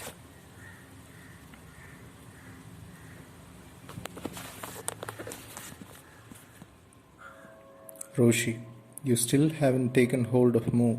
That is too bad. Student, I haven't. I am sorry to say. Roshi, Mu is nothing you can feel or taste or touch or smell. And if it has shape or form, it is not Mu. What you have in your mind is merely a picture of Mu. You must discard it. Student, interrupting. I can assure you I have no pictures in my mind. Roshi, Mu is beyond meaning and no meaning. It cannot be known either by the senses or by the discursive mind. Get rid of your false notions and awareness will abruptly come to you. But you must apply yourself more fervently. You must cling to Mu more tenaciously, like a hungry dog with its bone. Concentrate, Mu, Mu, Mu, with all your heart. Roshi, I can tell from the way you walk in here that you are still not one with Mu. You are wobbling, your mind is distracted. If you were one with the Mu, you would come before me with an unhurried yet firm gait, wholly absorbed, as though you were carrying the most precious treasure in the world. Student, anyway, I am no longer in duality as I used to be. When I laugh, I don't think I am laughing, but just laughing. The same when I feel pain, and the same with everything else. Roshi, that is all right. But if you want to realize your true nature, you must not pause to indulge in self-congratulation. If you do, you will separate yourself from Mu and land in the very duality you are trying to escape from. For enlightenment, all you need do is achieve total oneness with Mu, nothing more. You must empty your mind of all delusive notions and become like a sleepwalker carrying a fragile treasure that could be broken with one misstep. Therefore, there must be no wobbling, not the slightest. Student, I feel I am not far from enlightenment, but somehow I can't summon up that last push. Roshi, the realization of your self-nature can be compared to this, placing the palm of one hand over the palm of the other. This top hand is like a large stone. It represents the average person's mind, a mind dominated by delusive thought. The bottom hand represents enlightenment. In reality, these are merely two aspects of the one. Now, in order to turn over the top hand, you must use tremendous force. For this mind is heavy with delusion. Force means unremitting concentration. If you merely raise this mind on top slightly and then let it drop again, you will never experience your true nature. You have to overturn it in one fell swoop, like this, demonstrating with a fast, vigorous movement. And lo and behold, there is the mind of enlightenment, vivid and spotless. Don't relax, do your utmost. Roshi, you have something to say, haven't you? Student, yes. Roshi, go right ahead. Student, you told me to ask myself, why can't I just see when I am looking? Why can't I just hear when I am listening? Why can't I understand that when I get hit with your baton and cry, ouch, that ouch is the whole universe? My answer is that I see this baton, for example, as a baton in its limited aspect and as no more. I see this mat as just a mat. I hear a sound as a sound, but as nothing else. Roshi, you are looking at things one-sidedly. Suppose I cover my head with my robe and raise my hands in the air. If you see only my hands, you are likely to think there are just two objects. But if I uncover myself, you see that I am also a person, not merely two hands. In the same way, you must realize that to view objects as separated entities is only half the truth. Now let us go a step further. Consider this electric fan beside me. It is related to its stand to the table to the floor to the room to the house to the ground to the sky to the universe. So this fan doesn't exist merely by itself. It is related to the whole universe, and when it moves, the universe moves. Of course, what I have just told you is not the expression of reality, but only an explanation of it. Again, take a circle with a nucleus. Without the nucleus, there is no circle. Without the circle, no nucleus. You are the nucleus. The circle is the universe. If you exist, the universe exists. And if you disappear, the universe likewise disappears. Everything is related and interdependent. This box on the table has no independent existence.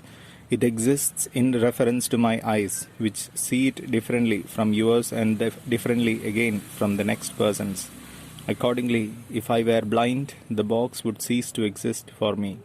Let us take another example. Suppose you eat sugar while you are sick. It tastes bitter, so you say, it is bitter. But someone else says it is sugar, it is sweet. For you, the sugar is nonetheless bitter. The bitterness of the sugar then also is relative to your taste. Its quality depends on you. All existence is relative, yet each of us creates his own world. Each perceives according to the state of his own mind. Student, I understand all that theoretically. I can appreciate that if the sun disappears, I disappear. But I can't conceive that I am the sun or the whole universe. Roshi, but you are.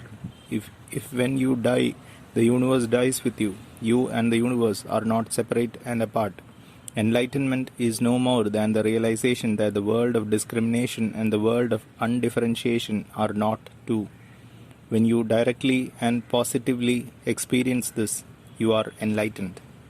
Student, what then is Mu? Is it the realization of the undifferentiated? Roshi, to realize the undifferentiated is a necessary first step, but the realization is incomplete if it goes no further.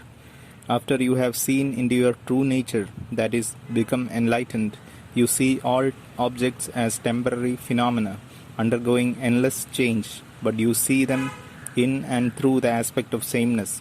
You then understand that without the undifferentiated, there can be no individual existences. I can illustrate what I am saying with this paper fan. One side has many stripes, as you see.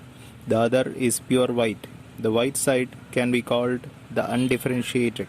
The side with the stripes, the discriminated. What makes the stripes appear as stripes is the white or undifferentiated. side of the fan. Conversely, what makes the white side meaningful is the stripes. They are two aspects of the one. But while the discriminated aspect is subject to ceaseless transformation, that which is undifferentiated is changeless. Since you are a philosophically minded person, rather than trying to become one with Mu, I think it would be better for you at this point to dwell upon what I have just told you until suddenly you perceive your self-nature. Is this clear? That will be your practice from now on. 4. Student D. Woman, age 40. Student. I am doing Shikantasa. Roshi. I noticed you last night sitting with your hands clenched in your lap and straining hard. In Shikantasa, it is unnecessary to strain. Student. Everybody around me was straining and pushing, so I thought I should too. Roshi. Most of them are novices, working on their first koan. If they do not strain, whatever concentrative strength they develop dissipates itself quickly. So they must struggle constantly to maintain it. It is like learning to write the Chinese ideograms. At first, you have to bear down with force as you painfully form the characters. But later, when you have learned how to make them, you can, of course, write effortlessly. You are experienced at Zazen, so you need not strain yourself. Student. I must admit there are times when my concentration is strong without forcing myself. But for Satori, isn't it necessary to do Zazen forcefully? Roshi. Shikantasa is practiced in the faith that such Zazen is itself the actualization of your pure Buddha nature. So it is unnecessary to strive self-consciously for Satori. You must sit with a mind which is alert and at the same time unhurried and composed. This mind must be like a well-tuned piano string, taut but not over-tight. Also remember that in a session you are helped by everyone else through this communal sitting, so you need not strain yourself. Last night I observed you laughing and crying. Did you experience anything unusual? Student. I was absolutely without will. I felt as though I had crushed everything. Nothing remained and I was joyous. Roshi. Tell me, have you ever had anxieties about death? Student. No, I have not. Roshi. People who are troubled by the thought of dying often have their anxieties relieved by an experience like yours.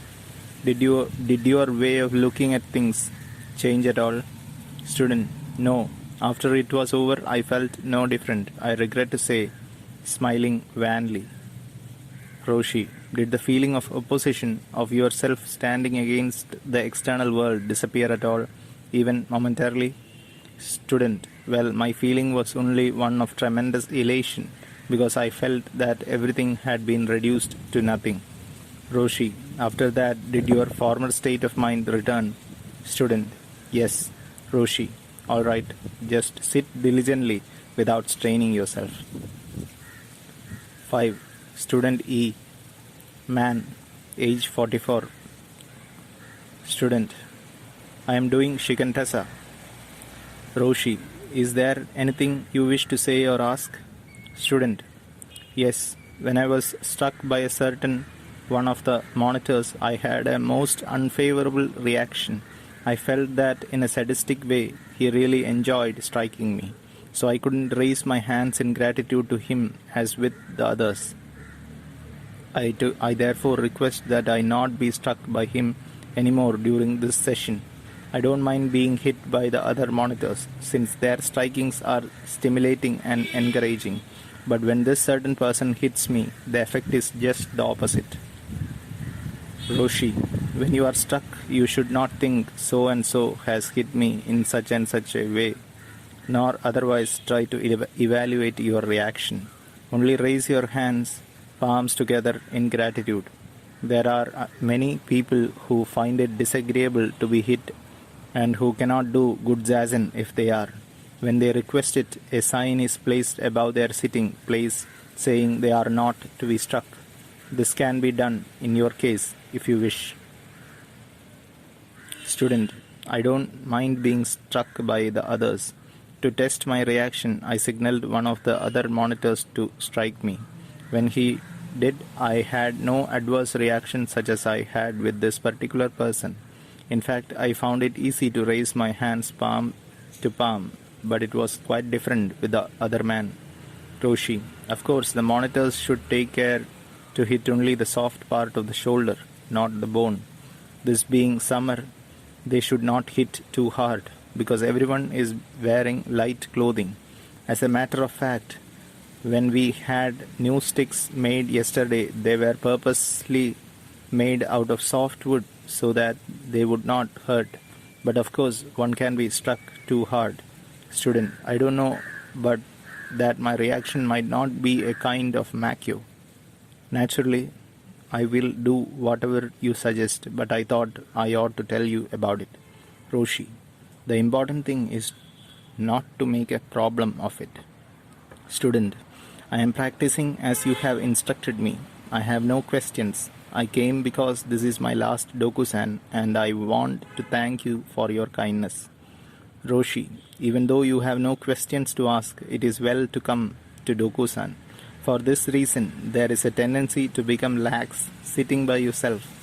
Coming before me tightens up your practice so that you can resume it with greater energy and determination. 6. Student F. Woman.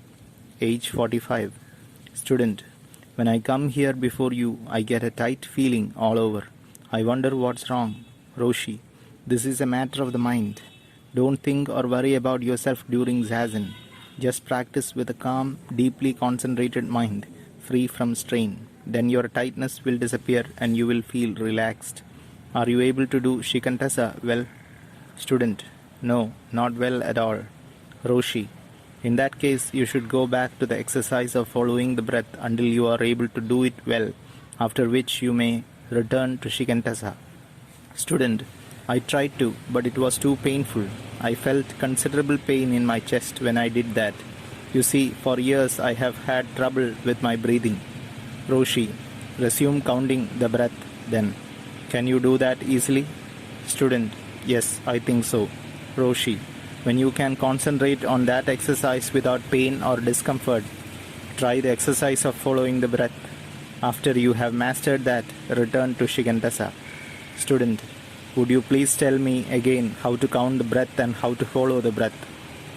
Roshi. There are various ways to count the breath as I have previously explained, but the best way is this. On the first exhalation, count silently to yourself 1. On the second exhalation, 2, and so on up to 10. Then go back to 1 and again count up to 10. Whenever you lose track of the count, go back to 1 and start again. Following the breath is done this way. With the mind's eye, you try to visualize the incoming breath and then you try to visualize the exhaled breath. That is all there is to it. Student. Last night you told everybody, when you go to bed, continue to count your breath. Those of you who are counting your breath and thus the counting will go on in your subconscious mind. However, I find that I rather naturally forget the counting when my breathing is rhythmic. And when it is not rhythmic, I have to count my breath in order to bring it into a harmonious rhythm again. Should I continue the counting even when it is more natural for me to stop it? Roshi. Continue the counting when you go to bed and you will fall asleep naturally. But counting the breath is not a natural state of mind. It is only the first step toward concentrating the mind. The next step is following the breath, that is, trying to see each inhalation and each exhalation clearly. This is more difficult because you don't have the counting itself to fall back on when your mind begins to wander. The idea is to unify your mind through progressive steps of concentration until you reach the point where you can practice Shikantasa, which, as you know, involves neither counting the breath nor following it. It is the purest form of Zazen and the breathing is natural. But Shikantasa is also the most difficult Zazen since you have no crutches, as it were, to lean on. When your practice has matured and your concentration is fairly strong, you can begin it. If you carefully notice the pictures of the Buddha in the Nirvana posture, you will see that he is resting on his right side with his hand under his head, the limbs of his body together. This is the best position in which to sleep. The point is, in going to bed, you should not lie down with a sigh of relief, exclaiming, "Oh, I am glad the day is over now. I can forget all about Zazen." This is a wrong attitude. To answer your question directly, you needn't continue the counting if you can concentrate your mind without it. Student, I am afraid I didn't make myself clear. What I mean is this: when my breathing becomes rhythmic, I forget to count. Is it all right not to? Roshi, yes. Similarly, follow your breath only so long as you need to. After that, do pure Zazen. This involves neither counting the breath nor following it, but just breathing naturally. 7.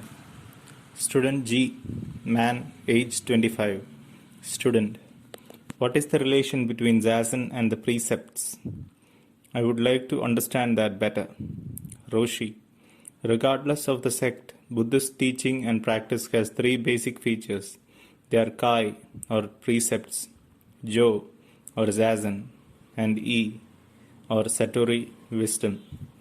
In the Bommo Sutra, the relation between the three is explained.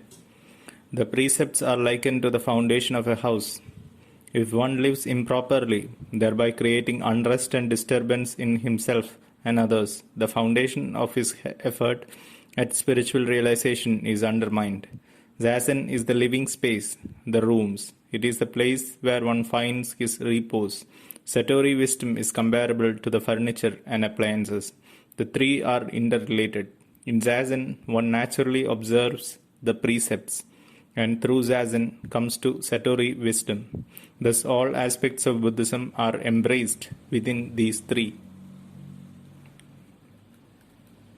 Student, I was doing Shigantasa before I came here. At least I think it was. Would you please tell me what Shigantasa is? Roshi, if you come to the next session and hear all the general lectures, you will learn about Shigantasa in detail. Meanwhile, I will tell you a little about it. Shigantasa is the purest kind of Zazen, the practice emphasized by the Soto sect in Zen. Counting the breath and following the breath are expedient devices. A person who can't walk well requires support, and all these other methods are such supports. But eventually you must dispense with them and just walk. Shigantasa is Zazen, in which your mind, intensely involved in just sitting, has nothing to lean on. Hence it is a very difficult practice.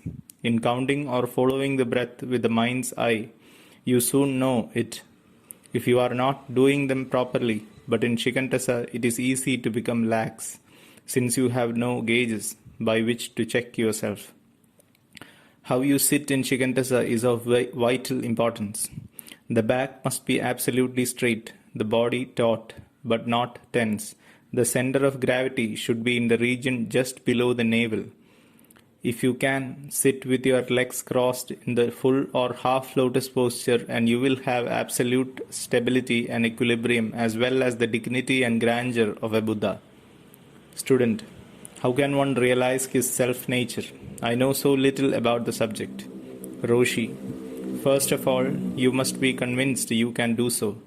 The conviction creates determination, and the determination, zeal. But if you lack this conviction to start with, if you think maybe I can get it, maybe I can't, or what is even worse, this is beyond me, you won't awaken to your true nature, no matter how often you come to session and how long you practice Zazen. Student, what is the difference between Koan Zazen and Shigantasa? Roshi, Koan Zazen has two aims, Satori and the actualization of it in your daily life. Koans are like candy used to coax a reluctant child. With Shigantasa, on the other hand, you must practice for 5, 10 or even more years alone, because you receive no such encouragement. In Shigantasa, since you sit with the conviction that your essential nature is no different from the Buddha's, there is no purposeful striving for Satori. Yet you must believe that your sitting will one day eventuate in Satori. In Koan Zazen, with enlightenment, you realize that Zazen, when correctly practiced, is the actualization of the Buddha nature, and in this respect it ends where Shigantasa does.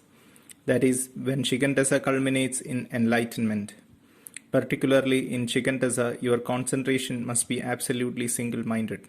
Your mind, like that of a person aiming a gun, must be sharply focused, without a random thought intervening. The slightest deflection would be fatal. Student, earlier you said that Shikantasa involves correct concentration and proper sitting posture. So does yoga. Is there no difference then? Roshi, I don't know much about yoga. I understand that the aim of yoga, as it is generally practiced these days, is the cultivation of physical and mental health or the attainment of a long life, and that there are various postures which will accomplish these ends. Higher forms of yoga no doubt involve enlightenment of one kind or another, but this enlightenment necessarily is different from Buddhist enlightenment. The difference essentially is in the aim. In Shikantasa, you are not self-consciously striving for Satori. Rather, you are practicing Zazen in the unswerving faith that your Zazen is the actualization of your intrinsically undefiled mind, and that one day you will directly perceive the nature of this Buddha mind. Roshi, are you able to count your breath well? Student, I can do it, but I don't know how well. What do you mean by well? Roshi, doing it well means having a clear and distinct impression of each number as you count it. It also means not losing count. Student, I can do it without losing count, but it is not always clear. Roshi, it is hard at first, since the tendency is to do it mechanically. You must absorb yourself completely in the counting. I know a man who teaches the abacus, which, as you know, is a calculating device. He is an expert at it, yet he finds it difficult to count his breath well. If you apply yourself with energy and devotion to this exercise, gradually you will be able to do it with ease. Student, I am counting my breath. Roshi, are you able to count with clarity and precision? Student, no, I am not. I want to ask you whether I can count my breath and do Shikantasa at the same time. Roshi, no, you cannot. You can just count your breath for half the period of your sitting and practice Shikantasa the other half, but you can't do them simultaneously. Student, I have been trying to do just that, unsuccessfully, I might add. I also tried counting my breath only, but was unable to do even that. Roshi, you must not count absent-mindedly, as though in a daze. You must pour your whole heart into it. You must see each number clearly and sharply. Did you lose count sometimes? Student, yes, sir. Perhaps my trouble is that I don't see the connection between counting the breath and Buddhism. Roshi, the purpose in counting the breath is to still the ceaseless waves of thought set in motion by habits of thinking which have persisted for a long time. With their quieting, the mind becomes one-pointed, and we can then directly perceive our essential nature. Counting the breath is a necessary first step. Another method is to keep questioning, what is my true nature? Or where is my true nature? But unless you have the firm conviction that you can discover your true nature in this wise, your practice will degenerate into a mere mechanical repetition and your effort will be wasted. You said you could not see the connection between counting the breath and Buddhism. The Buddha taught that only by direct apprehension of our self-nature can we actually know who and what we are. The fundamental purity and clarity of the mind is obscured by the ceaseless waves of thought which pitch and toss about in it. Consequently, we falsely see ourselves as individual existences confronted by a universe of multiplicities. Zazen is a means of stilling these waves so that our inner vision can be brought into accurate focus, and counting the breath is one type of Zazen.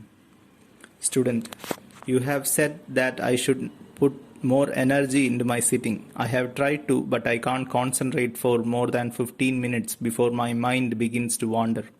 Toward the end of the last session, I was able to concentrate fairly well, but when I sat by myself, I fell apart and couldn't for the life of me concentrate. Roshi, it is difficult to sit alone, especially in the beginning. That is why we have session. Communal zazen is easier because there is mutual support and reinforcement. When you practice zazen rather than listen to lectures about it, for the first time you realize you really taste Zen, and through this experience come to true self-understanding. So sit devotedly. Your concentration will become stronger and you will feel better mentally and physically. Student, I would like to ask you about once more about breathing. You have explained to me how I should count my breaths, but you haven't yet explained how I should follow them. Would you do so, please? Roshi, after you give up counting your breaths, the next step is following them. Here you simply follow each inhalation with your mind's eye without allowing your attention to become diverted. When you exhale, do the same. That is all there is to it. Student, what about the stomach? Should it go in and out? I have heard that the stomach, instead of moving up and down, should move in and out. Roshi, of course, there are various breathing techniques. What you are describing is, I think, the way to breathe in certain types of yoga. It may be satisfactory, but it is not the kind of breathing advocated here. You should always keep your mind in the region below the umbilicus. Your mind is at the spot where you put your attention. If you concentrate on your finger, your mind is at your finger. If on your leg, at that place. With your mind concentrated below the navel, your vital energy gradually becomes stabilized in that region. Feel here, pointing to his lower abdomen. Student places his hand where the Roshi has indicated. When I put pressure there, it was hard, wasn't it? Student, it certainly was. Roshi, with your mind concentrated in that area over a long time, your energy easily and naturally settles there because the center of gravity no longer is in the vicinity of the head and shoulders, and you can exert pressure in that region at will. Since we are anchored down, as it were, we don't get angry and fly off the handle. Our thoughts and emotions are under natural control. Student, I have another question. Is it so that in the Soto sect your walking is in harmony with your breathing? Roshi, yes, with one complete inhalation and exhalation you move the left foot approximately the length of the right, and with the next breath you move the right foot half the length of the left. The Rinzai way is to walk very fast. Student, but at this session the method seems to be halfway between the Soto and the Rinzai. Roshi, that's right. Here we use the system of my teacher, Harada Roshi, who, having had extensive training in Rinzai and being himself from the Soto sect, combined the two. Roshi, have you any questions? Student, all I can say is that I am confused. Roshi, what is your confusion? Student, I don't see the connection between counting the breaths and Shikantasa. Roshi, they are two different things. Why look for a connection? Is your difficulty that you find counting your breaths too mechanical and uninteresting? Student, yes, I suppose that is it. Roshi, there are many like you. Instead of counting your breaths or doing Shikantasa, it may be better for you to ponder a question like, what am I, or where did I come from? Or Buddhism teaches that we are all innately perfect. In what way am I perfect? The technical Zen designation for such questions is Honrai no Moku.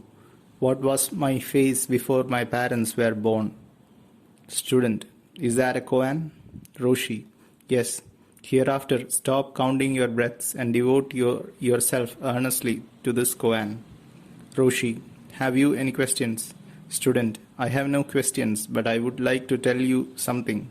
Last night I said to myself, fortunately I don't have to strive for enlightenment because I am already enlightened. Roshi, while it is true that innately you are a Buddha, until you have concretely perceived your Buddha nature, you are speaking in borrowed phrases when you speak of enlightenment. The purpose of your practice is to lead you to this experience. Student, I would like to sit only with a feeling of genuine gratitude and not have to think about a koan. Roshi, very well. Try sitting in Shikantasa. If you do it sincerely, you will experience this feeling of gratitude. It is a fact that when you sit in the lotus posture as the Buddha sat and concentrate single-mindedly, a gradual unfoldment of your Buddha heart takes place. This is the expression of living Buddhism, from which grows true gratitude.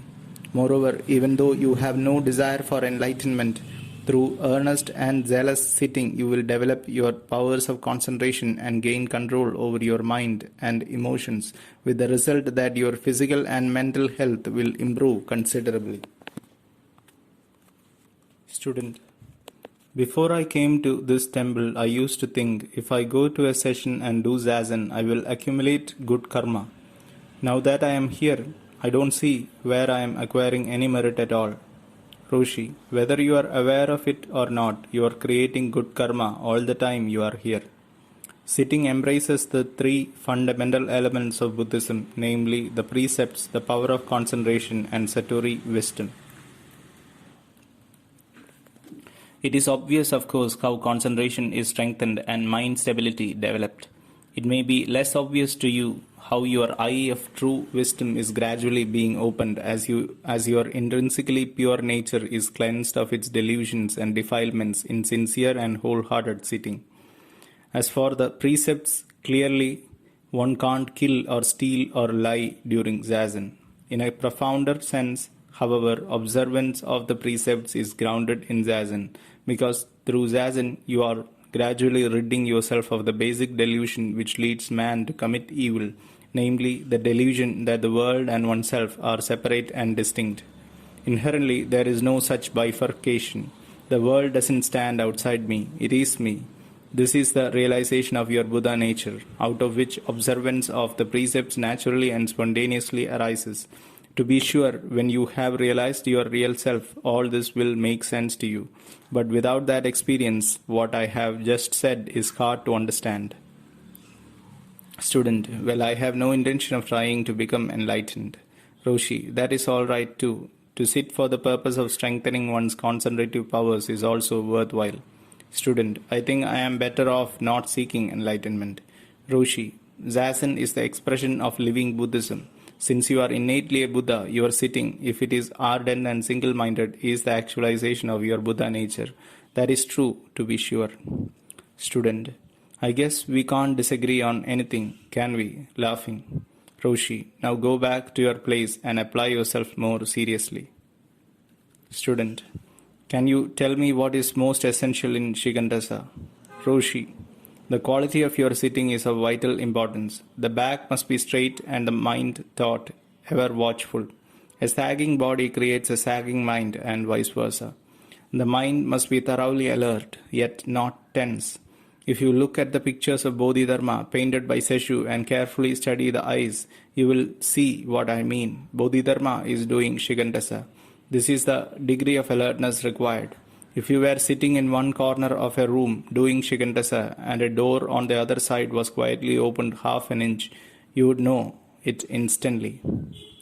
Student: this will be my last session and I have to return to the United States next month. Will it be all right to train under a Soto priest there? Roshi: yes, but I would advise you not to be guided by him with respect to Satori unless you are sure he is enlightened himself. Very few Soto priests these days have realized their true nature and therefore they poo-poo the experience, saying in effect, since in possessing the Buddha mind we are all inherently enlightened, why is Satori necessary? But this argument is specious, because until they have directly perceived their Buddha mind, they don't really know that they possess it. Student: then is it possible for me to carry on my practice without a teacher? Roshi: whether you have no teacher in America or only a mediocre one, you can continue to discipline yourself in Zen by following what you have learned at this temple. Any teacher, even an unenlightened one, is able to supervise your practice. He can check your posture, for instance, and your breathing, and can guide you in other respects.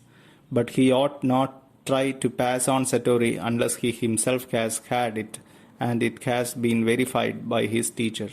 Student: oh yes, that reminds me of something I wanted to ask you. This morning, In your lecture, you spoke about the necessity of having one's enlightenment confirmed by one's teacher because only in this way could correct Zen be transmitted. I don't quite understand this. Why is it necessary to be authenticated by anyone? Roshi. Starting from the time of the Buddha Shakyamuni, correct Buddhism has been transmitted from teacher to disciple, where the teacher's enlightenment has been authentic and sanctioned by his teacher.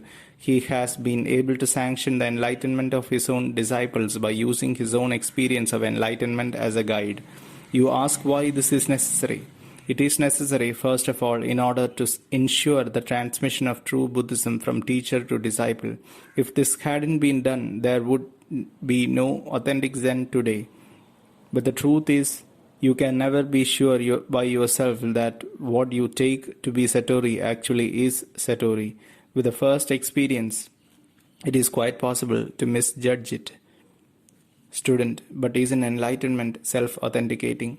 Roshi, no, it isn't. In fact, there are many examples of persons who became teachers without having enlightenment at all.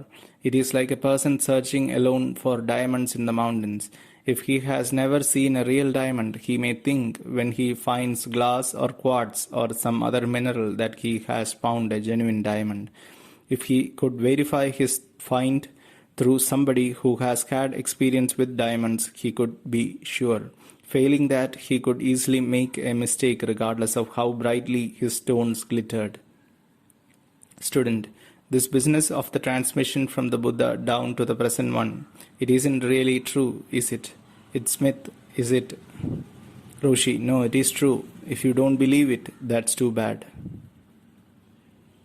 8. Student H. Woman, age 37. Student, I am pregnant and probably won't be able to attend any more session until after the birth of my child a couple of months away. How should I continue to do Zazen in my own home during the rest of my pregnancy? Roshi, continue to concentrate on your present koan. When a solution comes to you, put it on the shelf, so to speak, as you did with the other koans, and go back to Shigantaza until you come before me again, at which time you can demonstrate your understanding of the spirit of the koan. Sit comfortably at all times, with your mind profoundly absorbed yet flexible and without strain in the region of the stomach. The last is important. It is well known in Japan that Zazen has an exceedingly beneficial effect on the mind and spirit of the fetus. It is even better if you place a picture of Canon before you when you start Zazen.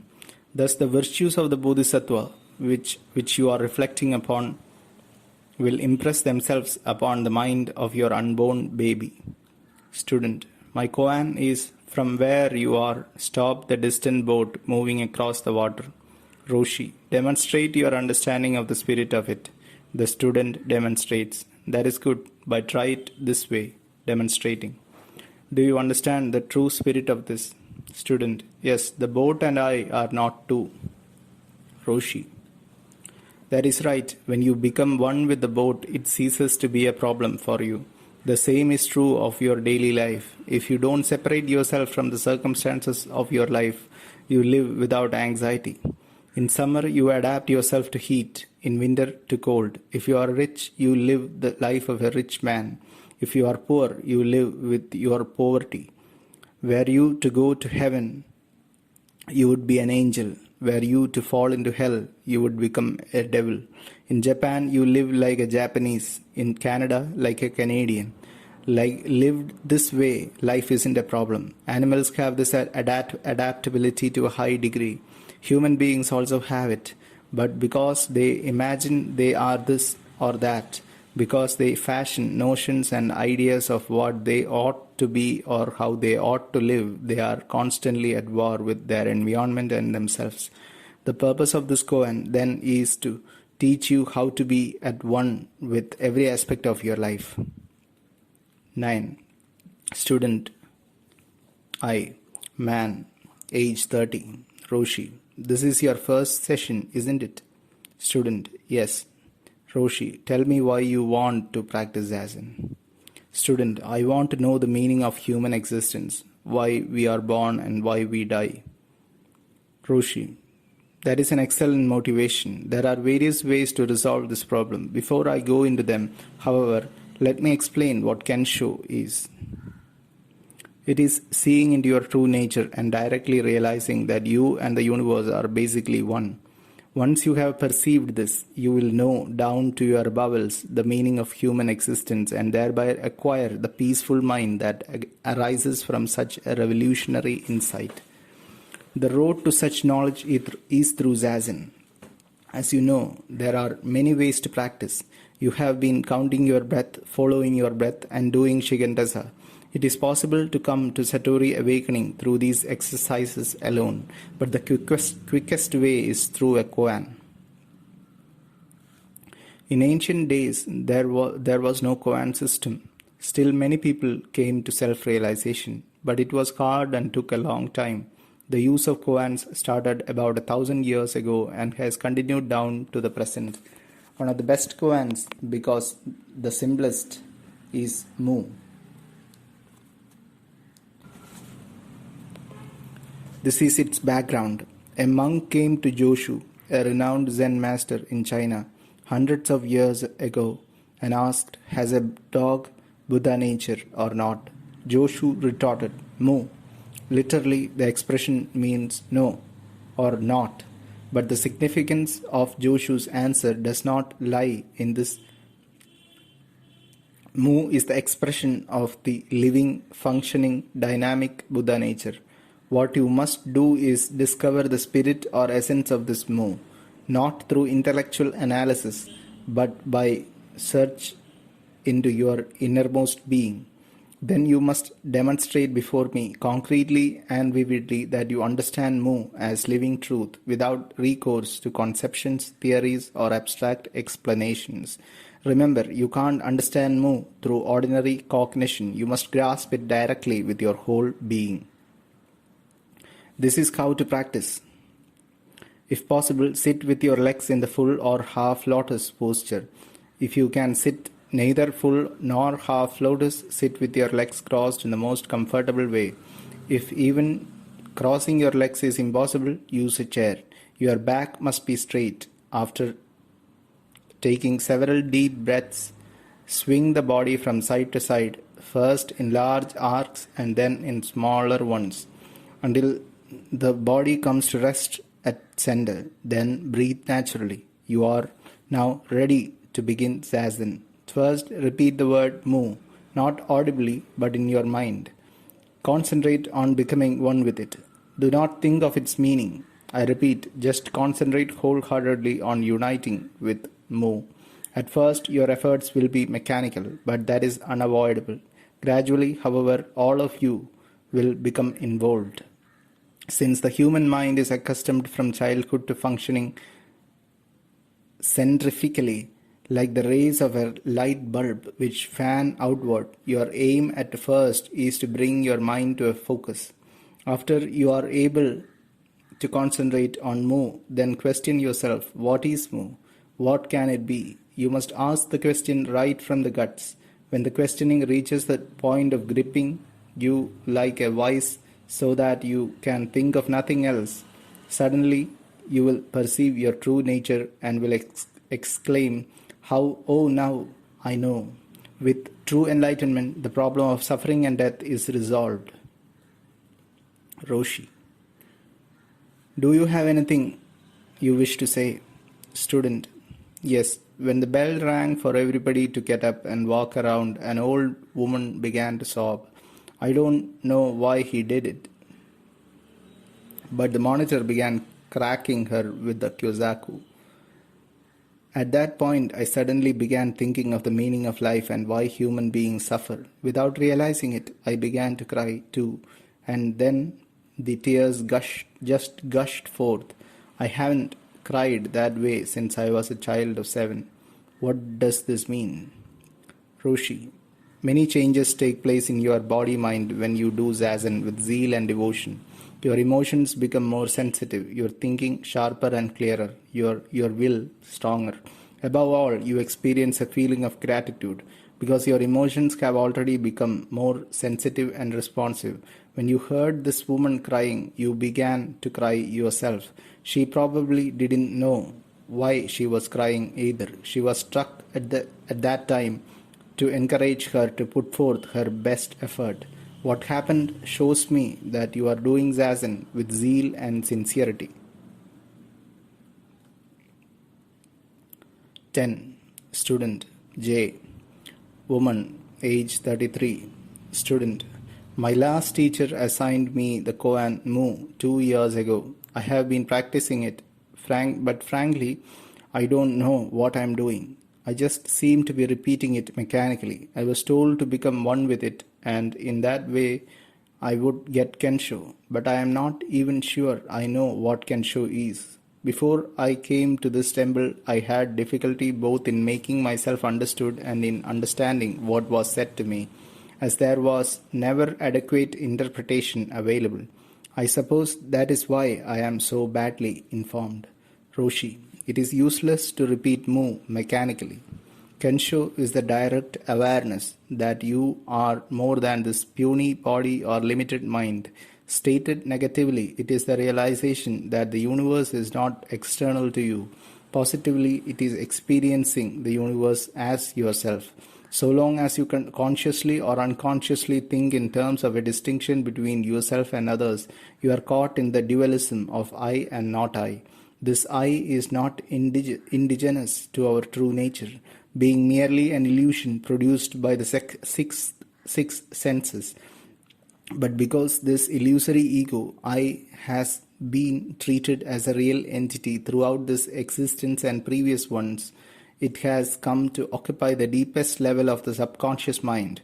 Your single-hearted concentration on mu will gradually dispel this I concept from your consciousness. With its complete banishment, you suddenly experience oneness. This is Kensho. The traditional Rinzai way of handling this koan is to let you struggle with it willy-nilly. You repeatedly ask yourself, what is mu? What can it be? The first answer that comes to your mind you bring before the Roshi, who promptly brushes it aside. No, that's not mu. Search further, he shouts. Next time you present what amounts to virtually the same answer, now the Roshi may scold. I told you that is not mu. Bring me mu. You try again and again, but every solution you can conceive or imagine the Roshi rejects. Such encounters usually last only a minute or two. Eventually, after months or years of exhaustive reasoning, your mind reaches the point where it is emptied of all thought forms and you come to the sudden realization of mu. With students thirsting for truth, this method was effective.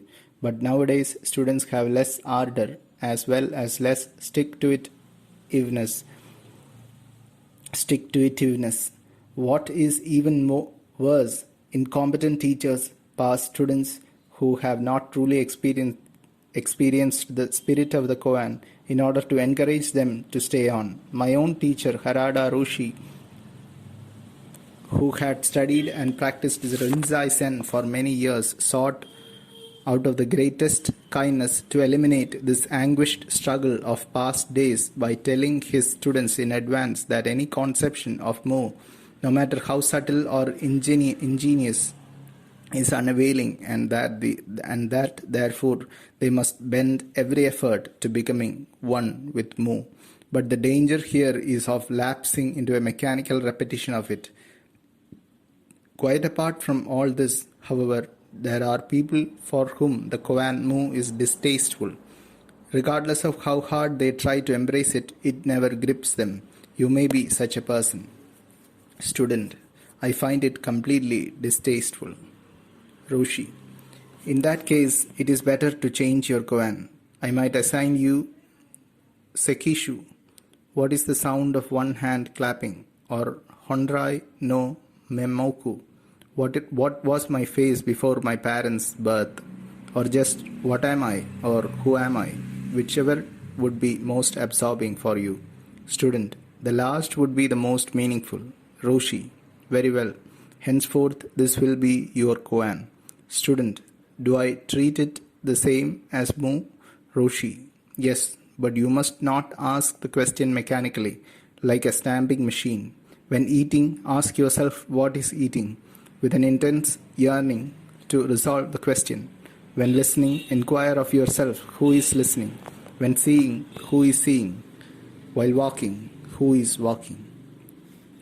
Hereafter, the statement, my koan is who am I, at the opening of each dokusan of this student will be omitted. Roshi, do you have any questions? Student, yes. When I question myself, who am I say to myself, I am bones, I am blood, I am skin. Where do I go from there? Roshi, then ask yourself, what is it that has this blood? What is it that has these bones? What is it that has this skin? Student, it seems to me that I have to do two things to become one with eating, for instance, as well as to ask myself, who is eating? Is that right?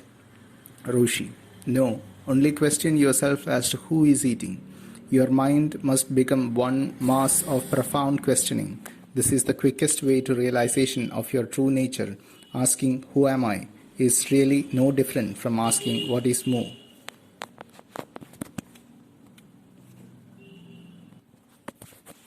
Student, to be honest, I have no burning desire for Kensho. I wonder why this bothers me.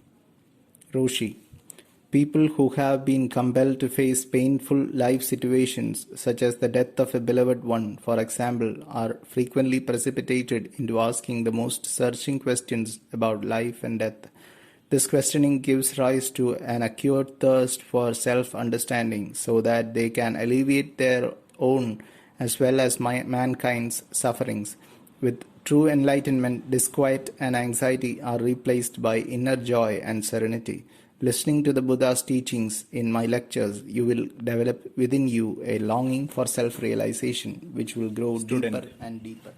Last night during Zazen, I was often troubled by the thought that my desire for enlightenment is weak.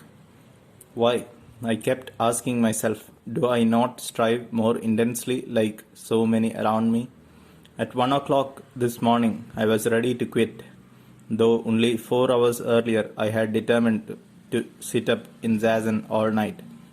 In the kitchen, where I went for a drink, I saw the old cook nun washing clothes. Watching her, I felt ashamed of my own feeble efforts. The other day, you told me that those who have the strongest desire for enlightenment are people who have suffered in life. You said that they keenly wish Kensho so as to relieve their own suffering as well as the suffering of others. The fact is that in my teens I experienced considerable suffering. Perhaps that is why I felt so compassionate toward others, and why my friends and acquaintances often came to me for advice and help. Some years later, when I heard about Zen, I began to practice it after a fashion in the United States. Then a few years ago, I came to Japan, having given up my work in America, and began the traditional practice of Zen. The sympathy and compassion I had always felt toward people before I undertook Zazen have dried up in me. I have experienced so much pain in Zen that I no longer think of saving anybody but myself. I hate having to suffer, so my life in Zen, far from making me sensitive to the sufferings of others and kindling in me a desire to save them, has destroyed whatever altruistic feelings I possessed, leaving me cold and selfish. Roshi, as I observe your face and manner, I see neither insensitivity nor selfishness. On the contrary, I see much that is canon-like. I am sure that most people who come in contact with you sense your natural warmth and feel well disposed toward you. What you have described to me, rather than making you out to be cold-hearted and selfish, reveals a deepening of your natural sympathies. But all this lies outside your consciousness. One who thinks of himself as kind-hearted and sympathetic is truly neither. That you no longer are consciously aware of these emotions only shows how deeply entrenched they have become. There are many people who spend all their time giving aid to the needy and joining movements for the betterment of society. To be sure, this ought not to be discounted, but their root anxiety, growing out of their false view of themselves and the universe, goes unrelieved, gnawing at their hearts and robbing them of a rich, joyous life. Those who sponsor and engage in such social betterment activities look upon themselves, consciously or unconsciously, as morally superior, and so never bother to purge their minds of greed, anger, and delusive thinking. But the time comes when, having grown exhausted from all their restless activity, they can no longer conceal from themselves their basic anxieties about life and death. Then they seriously begin to question why life hasn't more meaning and zest. Now, for the first time, they wonder whether instead of trying to save others, they ought not to save themselves first. I assure you that you have not made a mistake in deciding to tread this path, and one day it will become clear to you. It is not selfishness to forget about saving others and to concentrate only on developing your own spiritual strength, though it may seem to be. The solemn truth is that you can't begin to save anybody until you yourself have become whole through the experience of self-realization. When you have seen into the nature of your true self and the universe, your words will carry conviction and people will listen to you. Student, but I become tired and discouraged so easily. The way is terribly long and hard. Roshi, the Buddha's way calls for energetic devotion and perseverance. When you stop to consider, however, that philosophers have been struggling for 2,000 or 3,000 years to resolve the problem of human existence without success, but that through asking, "Who am I?" you can succeed where they have failed, have you cause to be discouraged? What activity or work in life is more urgent or compelling than this? By comparison, everything else fades into insignificance. Student, I feel that way too. That's why I came to Japan to train in Zen. Roshi, you are different from most here. They come for a session because they hear Zen is remarkable and they want to grab it as quickly as they can and go about their business. Therefore, they strain themselves. They attack Zazen with the fury of a sudden storm where the rain comes down in torrents and is swiftly carried away. But you, having made tremendous sacrifices for the sake of entering upon the way of the Buddha, need not torture yourself. Your practice ought to be like rain gently dropping from the sky and seeping deep into the earth. With this state of mind, you can sit patiently for 4 or 5 years or even more until you realize truth in its fullness. Student, is it because philosophers ask why and how that they have been unable to resolve the problem of human existence? Roshi, their investigations take them away from themselves into the realm of diversity. This is how philosophers and scientists work, whereas the question, "Who am I?" precipitates you into an awareness of your fundamental solidarity with the universe. Student, I am ready to do whatever you say. Roshi, I feel that your training up to now has not been entirely suited to your temperament. However, you must not think that the time you have spent in Zen has been wasted. It has been valuable in more ways than you are aware. I also feel that for the time being, at least, you ought not to be struck with the Kyosaku. Student, I can't tell you how nervous it has made me. In the last place I was doing Zazen, I spent 95% of the time fighting my reaction to it. Roshi, had it been possible for you to communicate with your last teacher the way you and I are now able to, thanks to this interpretation, a different practice might well have been assigned you. In any case, hereafter, question yourself, "Who am I?" with sharp yet unruffled penetration. Roshi, have you anything to say? Student, yes. A few days after the last session, I suddenly realized in a new way that seeking excitement and pleasure and trying to avoid pain, which has been the story of my life, was senseless, since it was always followed by an aching hollowness. Now, even though this insight had come to me with great force, along with an acceleration which persisted throughout the day, within a week the old feeling of the flatness and meaninglessness of life, together with a craving for excitement, returned. Is this natural or unnatural, Roshi? To wish for a fuller, happier life than your present one is natural and commendable. What is not commendable is to despise your present state while yearning for a more exalted one.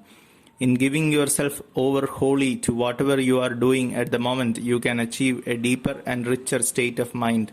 Am I answering your question, student? I haven't come to the crux of it yet. When I feel this way, I want to get away from myself, to run off to a movie, or to stuff myself with loads of rich food. My question is, should I indulge these desires or fight to repress them and continue with my zazen? Roshi, this is a most vital question. It is unwise either to repress your feelings severely or to indulge them wildly. There are people who, when they feel as you do, either get righteously drunk or eat themselves sick. Of course, you are not that kind of person. The point is, it is alright to go to a movie occasionally if you go to one you enjoy and not to just any movie. Likewise, when you have an irresistible urge to treat yourself to a feast, eat food that you not only enjoy but that is nourishing as well. And don't overeat so that you are sick the next day. If you exercise moderation and judgment, you won't feel remorseful afterwards, reproaching yourself for having foolishly wasted valuable time which you could have utilized more profitably in zazen. You will be taken out of your doldrums and given a lift and will be able to resume your practice with greater zest. But if you have feelings of self-disgust, they will give rise to a host of thoughts which will interfere with your practice. As your zazen deepens, however, all this will cease to be a problem to you. Student, if I understood you correctly, at one time you told me to keep my mind in my palm, another time to focus it in the region below the navel, and again, when I become sleepy, to place it between my eyes. I am confused. I don't even know what my mind is, so how can I put it in any of these places? Roshi, when I told you to put your mind in the palm of your hand, what I meant was to focus your attention at that point. You must not constantly change the focal point of your concentration. Both Dogen and Hakuin recommend focusing the mind in the palm of the hand. If you want to increase the intensity of your zazen, you can do so by directing your attention to your hara. A good way to overcome sleepiness is to concentrate your attention between your eyes. Student, but what is mind anyway? I mean, I know what it is theoretically because I have read many of the sutras and other books on Buddhism, but can I really find out what mind is by asking who am I? Roshi, a theoretical understanding of mind is not enough to resolve the question, who am I? And through it, the problem of birth and death. Such understanding is merely a portrait of reality, not reality itself. If you persistently question yourself, who am I, with devotion and zeal, that is to say, moved by a genuine desire for self-knowledge, you are bound to realize the nature of mind. Now, mind is more than your body and more than what is ordinarily called mind. The inner realization of mind is the realization that you and the universe are not two. This awareness must come to you with such overwhelming certainty that you involuntarily slap your thigh and exclaim, "Oh, of course."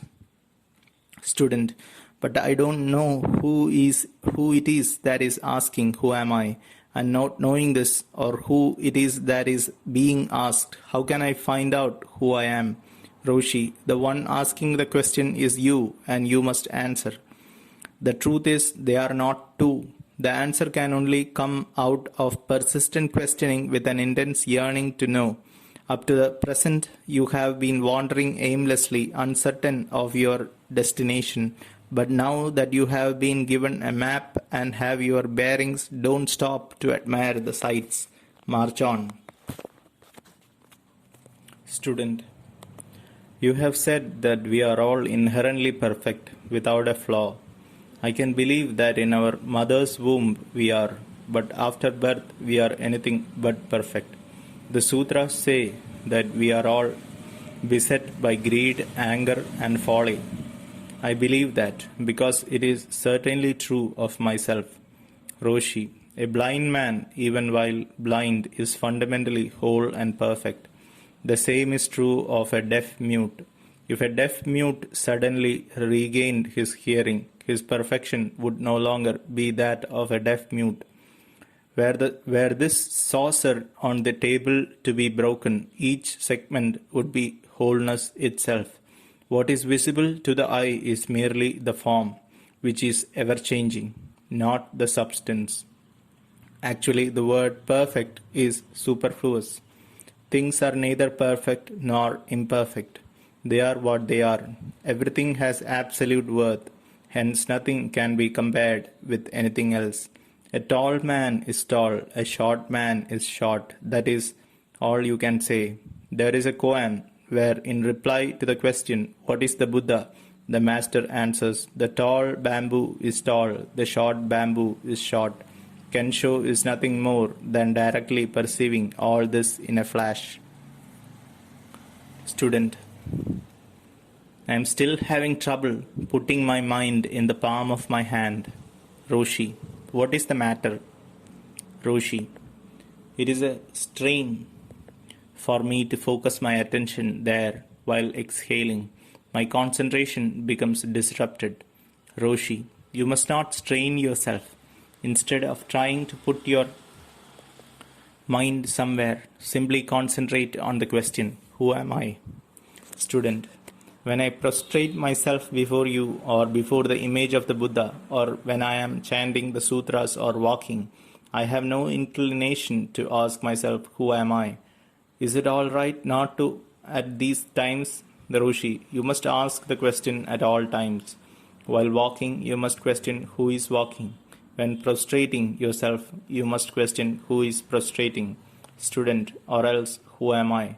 Roshi, yes, it amounts to the same thing. Student, in addressing everybody last night, you said that when we went to bed, we should not separate ourselves from our koan, but continue the questioning even during sleep. I find that I forget my koan quickly when I am sleeping because I dream a lot. The dream world seems to be another world from that of who am I. Dreaming is such a waste of time and energy. How can I avoid it? Roshi, generally, active people who have little time for sleep dream only occasionally, whereas those who sleep long hours have many dreams. Also, those who have much time on their hands tend to dream a great deal, as do those who sleep on their back. One way to stop yourself from dreaming, of course, is to sleep less, but if you don't get enough rest, you are likely to nap during zazen. You will notice in pictures of the reclining Buddha that he is resting on his right side. For many reasons, this is a good position for sleeping. Student, in my work, either doing laundry or cleaning up, I often find myself daydreaming. What can I do about that? Roshi, while cleaning, continue to question, who am I? No other thoughts will enter your mind if the questioning is sufficiently intense. It is only because you separate yourself from your koan that daydreams occur. Roshi, is there anything you wish to say or ask? Student, from 5 this morning up to now, 3 p.m., I have been steadily asking myself, who am I? Sometimes the question has absorbed me, but most of the time I have been just plain bored. Why do I get bored? Roshi, probably because you are not yet convinced that through such questioning you can perceive your true nature and thus attain lasting peace of mind. When those who have experienced a great deal of pain in life hear the truth of Buddhism and begin to practice Zazen, they usually want to get Kensho quickly in order to relieve their own sufferings as well as those of others. Student, part of the reason I find it so hard to concentrate is that the new monitor we have is roaring at us all and clouting everyone so hard. Roshi, you need only ask yourself who is listening to all this shouting. Don't make a problem of it. It is no concern of yours. Student, it is impossible for me to be indifferent to it. On either side of me, the sitters are being struck so hard that I shudder every time I hear the kyozaku. I tried to ask myself who is listening to all this horrible shouting, but I was so upset I couldn't continue. Roshi, these people around you are close to Kensho. That is why they are being struck so hard, to spur them on to a last desperate effort. If you don't want to be hit because it interferes with your zazen, I can have a do not strike sign placed over you. Student, yesterday when Mr. K struck me, it was helpful, as he knows how and when to strike. But this man hits without rhyme or reason, and his shouting is so frightening it makes me sick in my stomach. Roshi, of course, some of the wielders of the kyozaku are more capable than others. Mr. K, having had long experience, is quite accomplished. Do you wish a sign placed over you? Student, the funny thing is that half of me wants to be hit because I think I will get Kensho quicker that way, and half of me dreads it. If Mr. K returns, I would like him to strike me occasionally. Roshi, we can have a sign put over your place, and when you wish to be struck, you can signal with your hands raised over your head, palms together, but don't concern yourself with what happens around you. Only concentrate on your own problems. From now on, you can reduce who am I to who, since the whole question has sunk into your consciousness.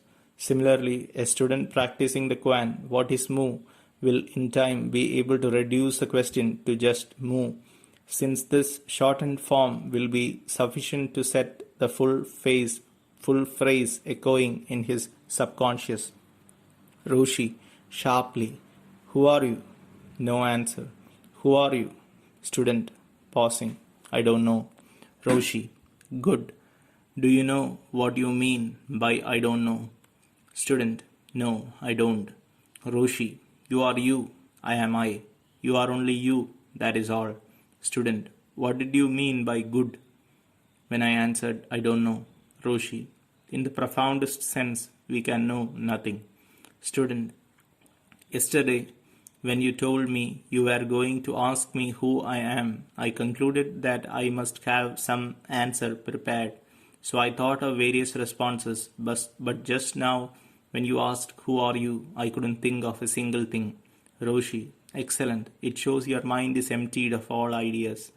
Now you can respond with your whole being, not with just your head.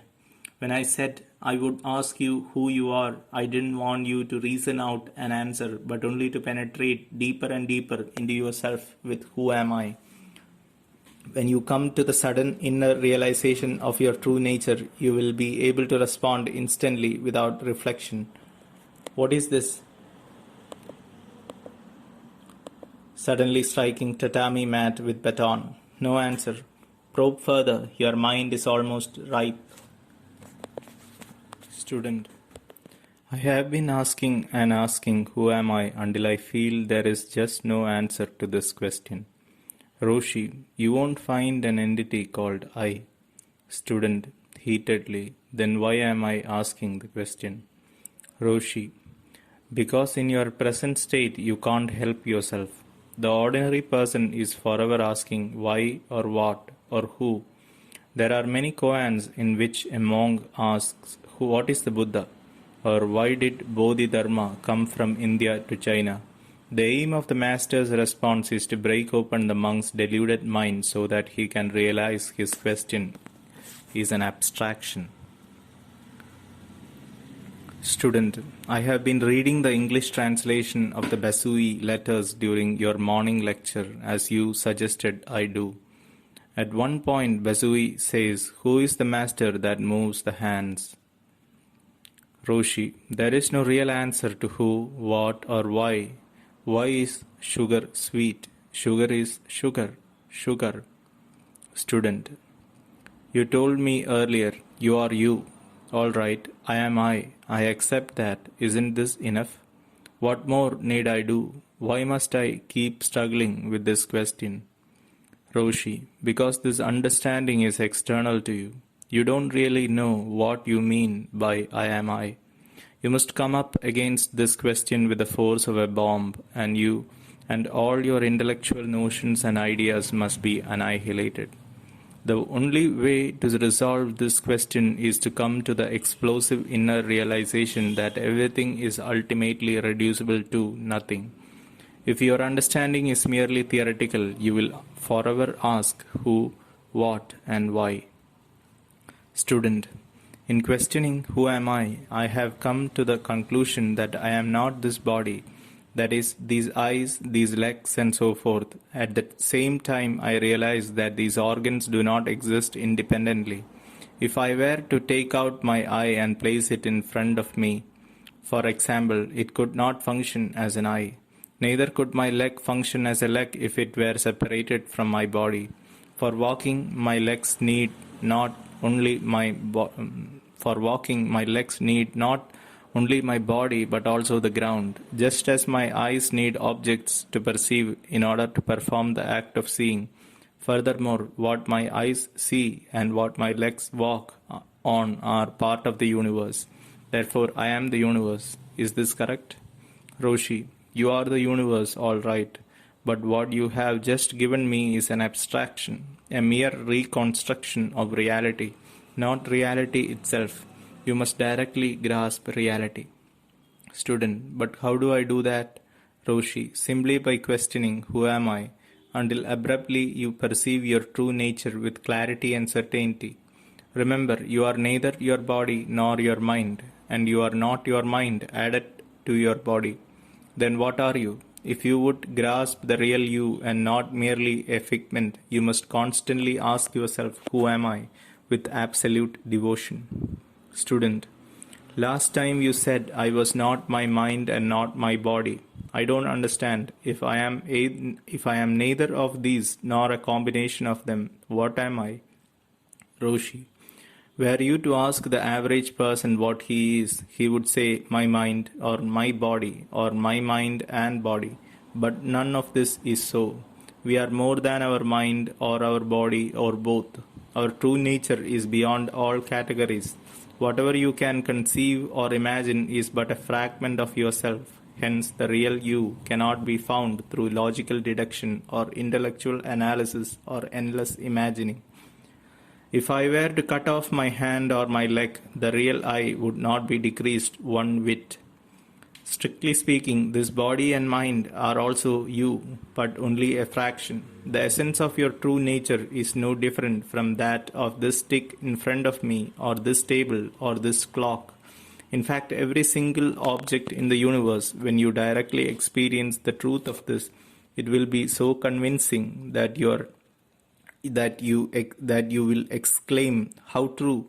Because not only your brain but all your being will participate in this knowledge.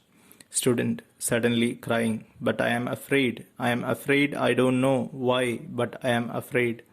Roshi, there is nothing to fear. Just deepen and deepen the questioning until all your preconceived notions of who and what you are vanish. And at once you will realize that the entire universe is no different from yourself. You are at a crucial stage. Don't retreat. March on. Student, you said earlier that I am not my body and not my mind. I have always thought of myself as a mind and a body. It frightens me to think differently. Roshi, it is true that the majority of people think of themselves as a body and a mind, but that doesn't make them any the less mistaken. The fact is that in their essential nature, all sentient beings transcend their body and their mind, which are not two but one. The failure of human beings to perceive this fundamental truth is the cause of their sufferings. As I said in my lecture this morning, man is forever seeking and grasping. Why? He grasps for the world because intuitively he longs to be rejoined with that from which he has been estranged through delusion. It is in consequence of this alienation that we find the strong overcoming the weak and the weak accepting enslavement as an alternative to death. Yet when undeluded, human beings naturally gravitate toward one another. Those with strong natures want to cherish and protect the weak, while the latter long to be cherished by them. So we have the Buddha, who is spiritually powerful, embracing us who are weak, and we bow down before him in grateful acceptance of his overwhelming compassion. Like a mother caressing her infant, here there is no separateness, only harmony and oneness. Everything in nature seeks this unity. If you carefully observe the pod of a lotus, you will see that when drops of rain or dew overflow the little calms, they merge. But because we delude ourselves into accepting the reality of an ego I, estrangement and strife inevitably follow. The Buddha in his enlightenment perceived that ego is not indigenous to man's innate nature. With full enlightenment, we realize we possess the universe, so why grasp for what is inherently ours? You have only to persevere in questioning, who am I? If you wish to experience the truth of what I have been saying, student, thank you for your full explanation. Student, my eyes are strange. They feel as though they are looking not outward but inward, asking, who am I? Roshi, excellent. Suddenly, who are you? No answer. You are you, I am I. There is a koan in the Hegikan Roku, where a monk named Etcho asks, what is the Buddha? And the master answers, you are Etcho. Do you understand? No answer. You must take hold of this directly. You are coming closer. Concentrate as hard as you possibly can. Student, I had several questions, but I don't feel like asking them. Roshi, good. Unless you are bothered or worried by something, it is better not to ask questions, for there is no end to them. They take you farther and farther away from yourself, whereas the question, who am I, brings you to the radiant core of your being. Student, I am not worried about anything right now. Roshi, don't separate yourself from who am I. All questions will answer themselves once you realize your self-nature. Roshi, is there anything you wish to say? Student, no, but would you tell me through the interpreter what you said at 4:30 this morning when you addressed all the sitters? Roshi, what I said was substantially this. Man fancies himself to be the most highly evolved organism in the universe, but in the view of Buddhism, he stands midway between an amoeba and a Buddha. And because he falsely sees himself as no more than this puny body, just a speck in the universe, he is constantly endeavoring to enlarge himself through possessions and power. But when he awakens to the fact that he embraces the whole universe, he ceases his grasping, for he no longer feels a lack within himself. In the Lotus Sutra, the Buddha relates that with enlightenment, he realized that he possessed the universe, that all its beings were his children, and that he needed no more than his begging bowl. He was, in truth, the richest man in the world. So long as you think of yourself as this small body, you will feel restless and discontented. But when through enlightenment you actually experience the universe as identical with yourself, you will attain lasting peace. Student, before I entered upon the practice of Zen, I was constantly trying to acquire possessions, but now I desire only peace of mind. Roshi, and that, after all, is the only thing worth attaining. True peace and joy can be achieved only with enlightenment. So do your utmost.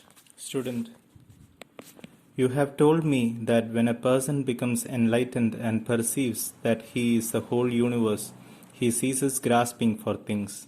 Well, I have lived with people who have had an enlightenment experience, yet instead of becoming less grasping and selfish and egotistical, they sometimes become more so.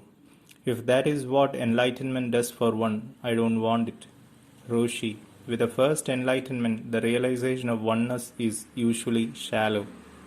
Yet, if one has genuinely perceived, even though dimly, and continues to practice devotedly for 5 or 10 more years, his inner vision will expand in depth and magnitude as his character acquires flexibility and purity.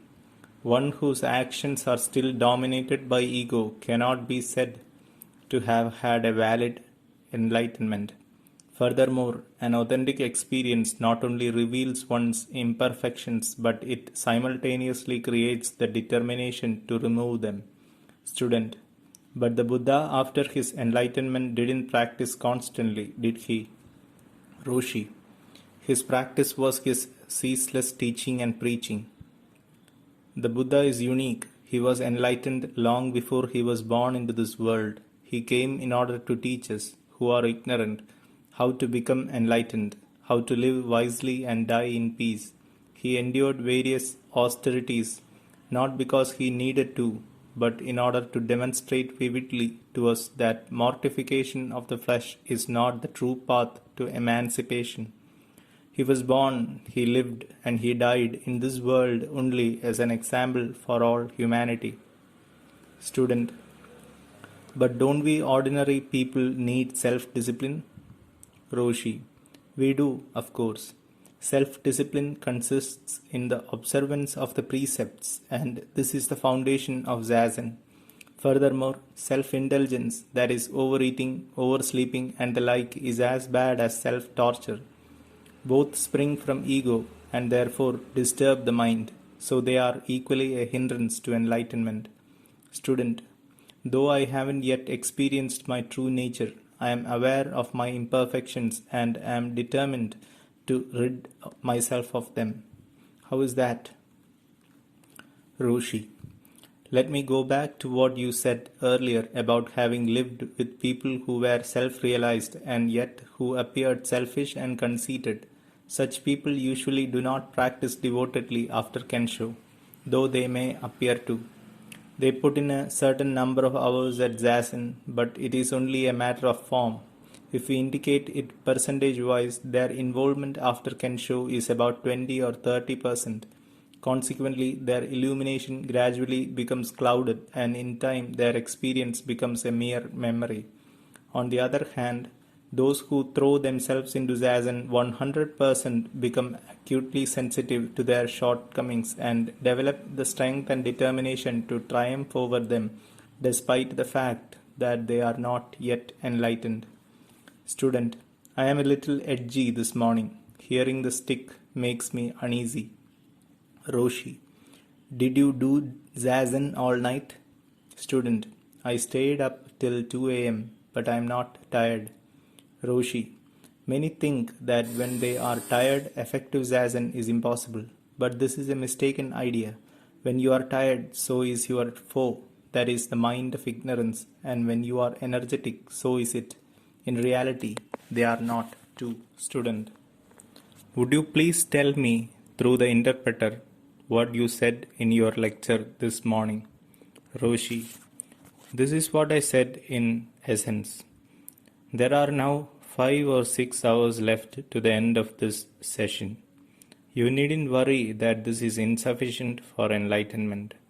On the contrary, it is more than enough. Kensho requires but a minute, nay, an instant. To use the analogy of a battle, last night you were engaging the enemy in hand-to-hand combat, fighting whichever way you could. This is now the last attack, the mopping up operation.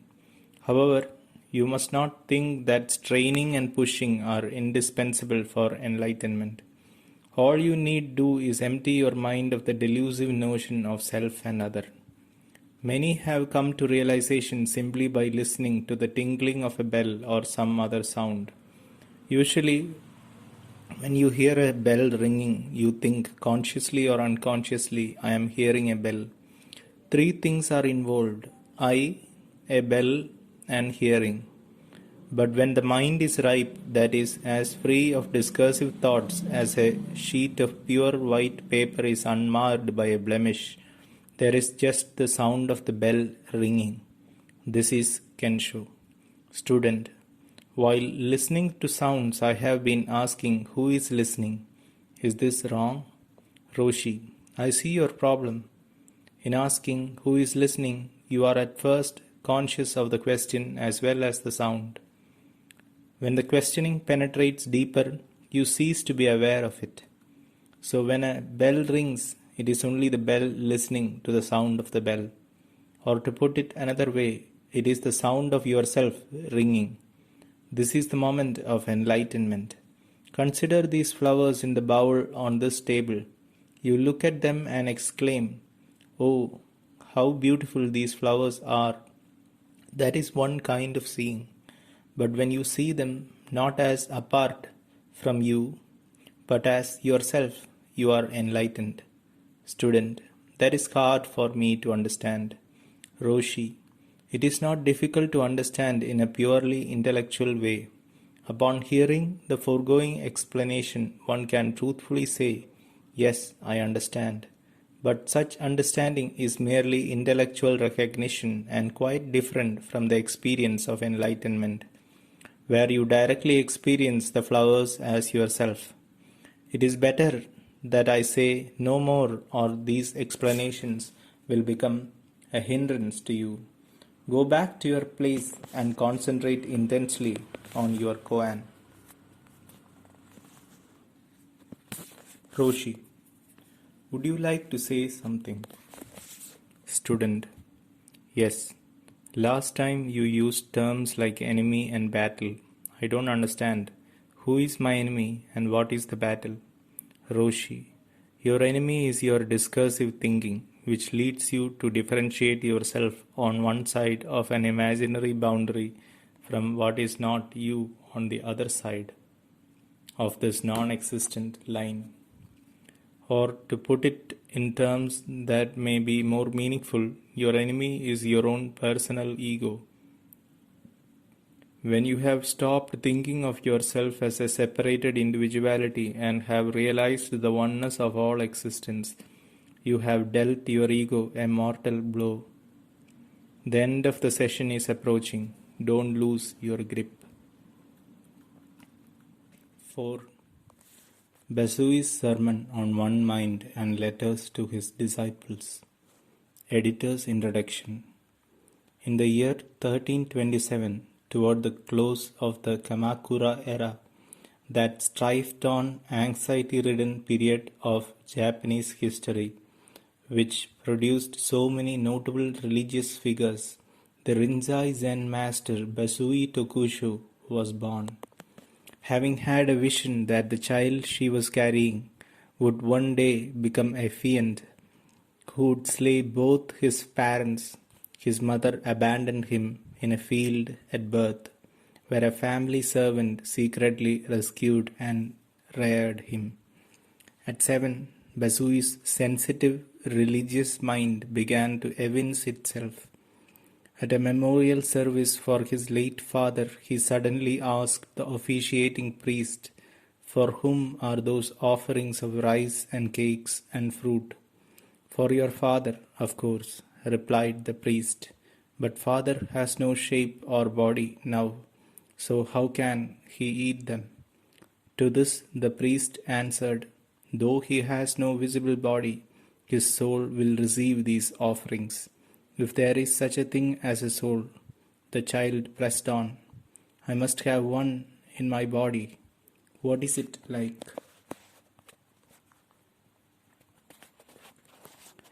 To be sure, these are not unusual questions from a thoughtful, sensitive child of 7.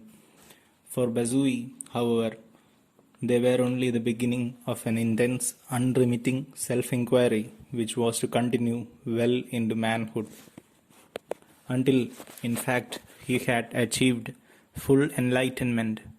Even during his play with other children, he was never free of these uncertainties, as to the existence of a soul.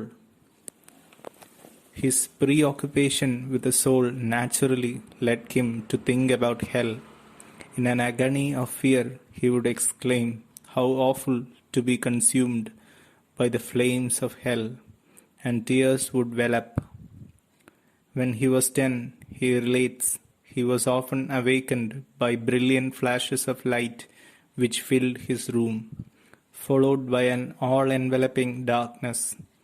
Anxiously he sought for some explanation of these weird occurrences, but the replies that were forthcoming scarcely allayed his fears.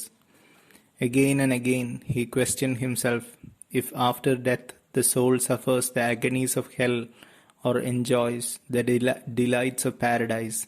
What is the nature of this soul? But if there is no soul, what is it within me which this very moment is seeing and hearing? His biographer relates that Bazui would often sit for hours stewing over this question in a state of such utter self-forgetfulness that he no longer knew he had a body or a mind. On one such occasion, at what age we are not told, Bazui suddenly directly realized that the substratum of all things is a viable emptiness, and that there is in essence nothing which can be called a soul, a body, or a mind. This realization caused him to break into deep laughter, and he no longer felt himself oppressed by his body and mind. In an effort to learn whether this constituted true satori, Bazui questioned a number of well-known monks, but none could give him a satisfying answer. At any rate, he told himself, "I no longer have doubts about the truth of the dharma." But his basic perplexity as to the one who sees and hears had not been dispelled, and when he saw in a popular book one day, "Mind is caused and body guessed," every one of his quiescent doubts was suddenly resurrected. "I have seen that the foundation of the universe is whiteness. Still, what is this something within me which can see and hear?" he desperately asked himself anew. In spite of every effort, he could not rid himself of this doubt. Nominally, Bazui was a samurai, having been born into a samurai family. Whether he actually pursued the duties of a samurai, his biographer does not reveal, but it seems safe to conclude that Bazui's continuous search for Zen masters would have given him little opportunity, and presumably as little taste, for the life of a samurai. At all events, we do know that Bazui had his head shaved at 29, symbolizing his initiation into the Buddhist monkhood. For the ceremonial rites of a monk or priest, however, he had little use, believing that a monk should live a simple life dedicated to attaining the highest truth so as to lead others to liberation, and not engage in ceremony and luxurious living, not to mention political intrigue, to which the priesthood of his day was only too prone. On his numerous pilgrimages, he stubbornly refused to remain even overnight in a temple, but insisted on staying in some isolated hut high up on a hill or mountain, where he would sit hour after hour doing zazen away from the distractions of the temple. To stay awake, he would often climb a tree, perch among the branches, and deeply ponder his natural koan, who is the master, far into the night, oblivious to wind and rain. In the morning, with virtually no sleep or food, he would go to the temple or monastery for an interview with the master. So strong was Bazui's distaste for the ceremonialism of the temple that many years later, after he had become master of Kogaku-ji, he always insisted on calling it Kogaku, and instead the suffix "an", meaning hermitage, as opposed to the more grandiose "ji", meaning temple or monastery. In the course of his spiritual journeys, Basui eventually met the Zen master through whom his mind's eye was to be completely opened, Koho Zenji, a great Zen Roshi of his day. The lesser masters from whom Basui had sought guidance had all sanctioned his enlightenment, but Koho, sensing Basui's keen, sensitive mind and the strength and purity of his yearning for truth, did not give him his stamp of approval, but merely invited him to remain. On his part, Basui recognized in Koho a great Roshi, but declined to stay in his temple, taking a solitary hut in the nearby hills and for the next month coming daily to see Koho. One day Koho, sensing the rightness of Basui's mind, asked him, "Tell me, what is Joshu's Mu?" Basui replied with a verse, "Mountains and rivers, grass and trees, equally manifest Mu." Koho retorted, "Your reply has traces of self-consciousness." All at once, his biographer relates, Basui felt as though he had lost his life root, like a barrel whose bottom had been smashed open. Sweat began to stream from every pore of his body, and when he left Koho's room, he was in such a daze that he bumped his head several times along the walls trying to find the outer gate of the temple. Upon reaching his hut, he wept for hours from his very depths. The tears overflowed, pouring down his face like rain. In the intense combustion of this overwhelming experience, Basui's previously held conceptions and beliefs, we are told, were utterly destroyed. The following evening, Basui came to tell Koho what had happened. Hardly had he opened his mouth when Koho, who had despaired of ever finding a true successor among his monks, declared, as though addressing all his followers, "My dharma will not vanish. All may now be happy. My dharma will not disappear." Koho formally conferred Inca on his disciple and gave him the Zen name Basui, high above average. Basui remained for 2 months near Koho, receiving his instructions and guidance, but Basui, who had a strong and independent mind, wished to mature his profound experience through dharma combat with accomplished masters so as to integrate his experience thoroughly into his conscious mind and into his every act, and to develop his capacity to teach others. So he left Koho and continued to live an isolated life in forests, hills, and mountains not far from the temples of famous masters. When not engaging them in dharma combat, he would carry on his zazen for hours at a time. Wherever he stayed, zealous aspirants quickly discovered his whereabouts and sought his guidance, but feeling himself still deficient in the spiritual strength necessary to lead others to liberation, he resisted their efforts to make him their teacher. When their entreaties became importunate, he would pick up his meager belongings and vanish in the night. Apart from the entreaties of would-be disciples, however, he deliberately curtailed his stay in any one place so as not to become attached to it. At length, now 50, Basui built himself a hut deep in a mountain near the town of Enzan in Yamanashi Prefecture. As had happened in the past, word spread through the nearby village of the presence in the mountain of a bodhisattva, and seekers again began literally to beat a path to his hut. Now, his enlightenment having ripened and feeling himself capable of leading others to emancipation, he no longer turned away from these seekers, but willingly accepted all who came. Soon they became a sizable flock, and when the governor of the province offered to donate land for a monastery and his followers offered to build it, Basui agreed to become its Roshi. Although Basui disliked the designation temple or monastery, Kogakuji at its apogee, with more than 1,000 monks and lay devotees, could hardly be described as a hermitage. Basui was a rigid disciplinarian and of the 33 rules which he promulgated for the behavior of his disciples. Interestingly enough, the first prohibited the imbibing of alcohol in any form. Just before he passed away at the age of 60, Basui sat up in the lotus posture and to those gathered around him said, "Don't be misled. Look directly. What is this?" He repeated this loudly and then calmly died.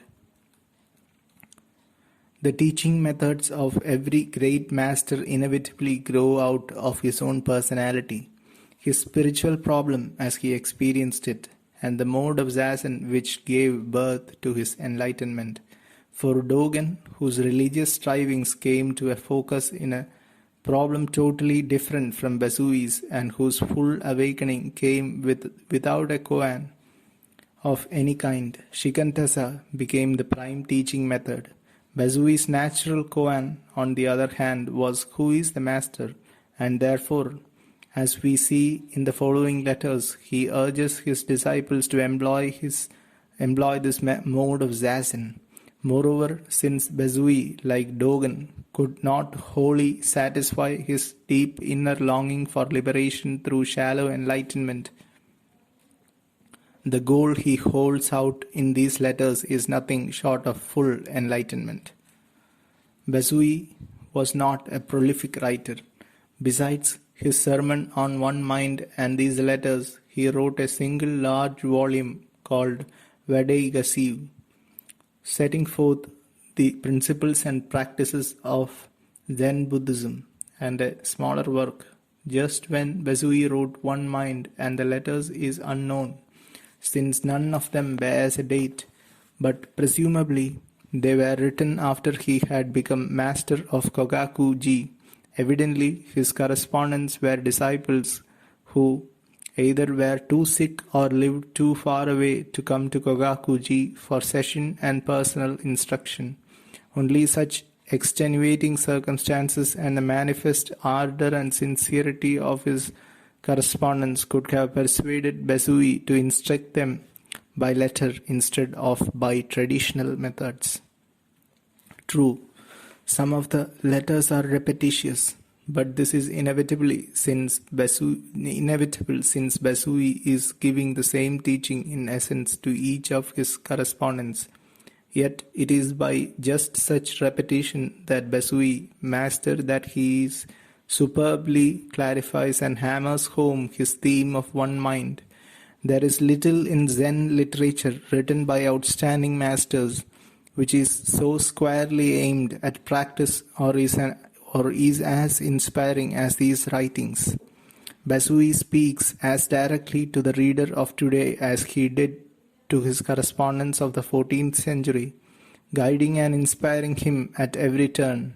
Added to this is a pungent sense of paradox coupled with a profound simplicity which has made the sermon and these letters immensely popular in Japan right down to the present day. Takusui Zenji, a well-known Zen master of the Tokugawa period, 1603 to 1868, who, like Joshu, is said to have lived to the ripe age of 120, and who himself was the writer of a number of Zen letters, warmly praised both these writings as valuable not only for devotees but even for Zen masters. It is hoped that with this translation, the first into English, they will find equal favor with English-speaking readers eager to understand and practice Zen. The Sermon. If you would free yourself of the sufferings of samsara, you must learn the direct way to become a Buddha. This way is no other than the realization of your own mind. Now what is this mind? It is the true nature of all sentient beings, that which existed before our parents were born and hence before our own birth, and which presently exists unchangeable and eternal. So it is called one's face before one's parents were born. This mind is intrinsically pure. When we are born, it is not newly created, and when we die, it does not perish. It has no distinction of male or female, nor has it any coloration of good or bad. It cannot be compared with anything, so it is called Buddha nature. Yet countless thoughts issue from this self-nature as waves arise in the ocean or as images are reflected in a mirror. If you want to realize your own mind, you must first of all look into the source from which thoughts flow. Sleeping and working, standing and sitting, profoundly ask yourself, what is my own mind? With an intense yearning to resolve this question. This is called training or practice or desire for truth or thirst for realization. What is termed zazen is no more than looking into one's own mind. It is better to search your own mind devotedly than to read and recite innumerable sutras and dharani every day for countless years. Such endeavors, which are but formalities, produce some merit, but this merit expires and again you must experience the suffering of the three evil paths. Because searching one's own mind leads ultimately to enlightenment. This practice is a prerequisite to becoming a Buddha. No matter whether you have committed either the 10 evil deeds or the 5 deadly sins, still if you turn back your mind and enlighten yourself, you are a Buddha instantly. But do not commit sins and expect to be saved by enlightenment from the effects of your own actions. Neither enlightenment nor a Buddha nor a patriarch can save a person who, deluding himself, goes down evil ways. Imagine a child sleeping next to its parents and dreaming it is being beaten or is painfully sick. The parents cannot help the child no matter how much it suffers, for no one can enter the dreaming mind of another. If the child could awaken itself, it could be freed of this suffering automatically.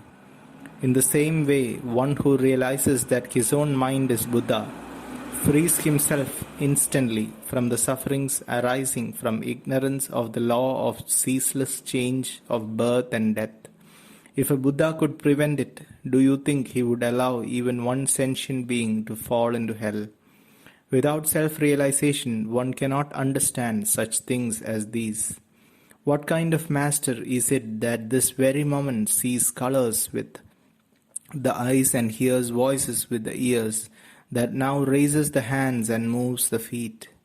We know these are functions of our own mind, but no one knows precisely how they are performed.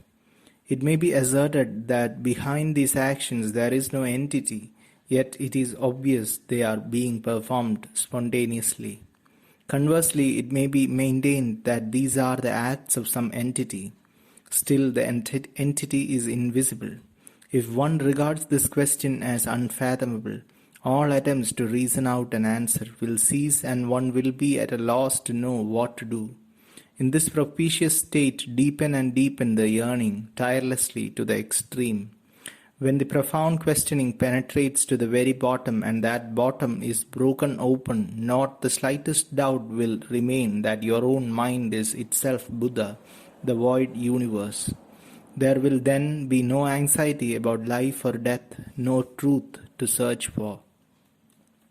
In a dream you may stray and lose your way home. You ask someone to show you how to return, or you pray to God or Buddhas to help you, but still you can't get home.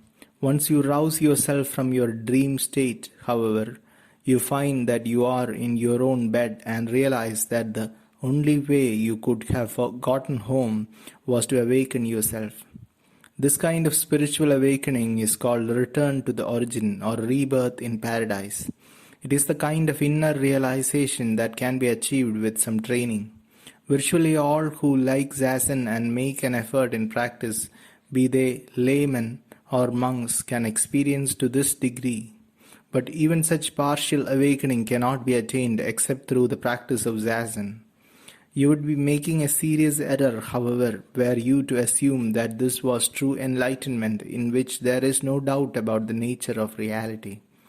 You would be like a man who, having found copper, gives up the desire for gold. Upon such realization, question yourself even more intensely in this voice. My body is like a phantom, like bubbles on a stream. My mind, looking into itself, is as formless as empty space. Yet somewhere within sounds are perceived. Who is hearing? Should you question yourself in this voice with profound absorption, never slackening the intensity of your effort, your rational mind eventually will exhaust itself and only questioning at the deepest level will remain. Finally, you will lose awareness of your own body. Your long held conceptions and notions will perish after absolute questioning, in the way that every drop of water vanishes from a tub broken open at the bottom, and perfect enlightenment will follow like flowers suddenly blooming on withered trees.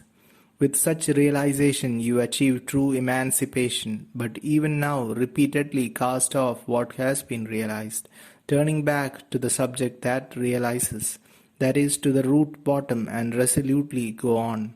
Your self-nature will then grow brighter and more transparent as your delusive feelings perish, like a gem gaining luster under repeated polishing, until at last it positively illumines the entire universe. Don't doubt this. Should your yearning be too weak to lead you to this state in your present lifetime, you will undoubtedly gain self-realization easily in the next, provided you are still engaged in this questioning at death, just as yesterday's work half done was finished easily today. While you are doing Zazen, neither despise nor cherish the thoughts that arise. Only search your own mind, the very source of these thoughts. You must understand that anything appearing in your consciousness or seen by your eyes is an illusion of no enduring reality. Hence, you should neither fear nor be fascinated by such phenomena. If you keep your mind as empty as space, unstained by extraneous matters, no evil spirits can disturb you even on your deathbed. While engaged in Zazen, however, keep none of this counsel in mind. You must only become the question, what is this mind, or what is it that hears these sounds? When you realize this mind, you will know that it is the very source of all Buddhas and sentient beings. The Bodhisattva canon is so called because he attained enlightenment by perceiving, that is, grasping the source of the sounds of the world about him. At work, at rest, never stop trying to realize who it is that hears. Even though your questioning becomes almost unconscious, you won't find the one who hears, and all your efforts will come to naught. Yet sounds can be heard, so question yourself to an even profounder level. At last, every vestige of self-awareness will disappear and you will feel like a cloudless sky. Within yourself, you will find no I, nor will you discover anyone who hears. This mind is like the void, yet it hasn't a single spot that can be called empty. This state is often mistaken for self-realization. But continue to ask yourself even more intensely, now who is it that hears? If you bore and bore into this question, oblivious to anything else, even this feeling of voidness will vanish and you will be unaware of anything. Total darkness will prevail. Don't stop here, but keep asking with all your strength, what is it that hears? Only when you have completely exhausted the questioning will the question burst. Now you will feel like a man come back from the dead. This is true realization. You will see the Buddhas of all the universes face to face and the patriarchs past and present. Test yourself with this koan. A monk asked Joshu, what is the meaning of Bodhidharma's coming to China? Joshu replied, the oak tree in the garden. Should this koan leave you with the slightest doubt, you need to resume questioning. What is it that hears? If you don't come to realization in this present life, when will you? Once you have died, you won't be able to avoid a long period of suffering in the three evil paths. What is obstructing realization? Nothing but your own half-hearted desire for truth. Think of this and exert yourself to the utmost.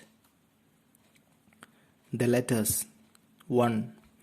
To a man from Kumasaka, You ask me to write you how to practice Zen on your sick bed.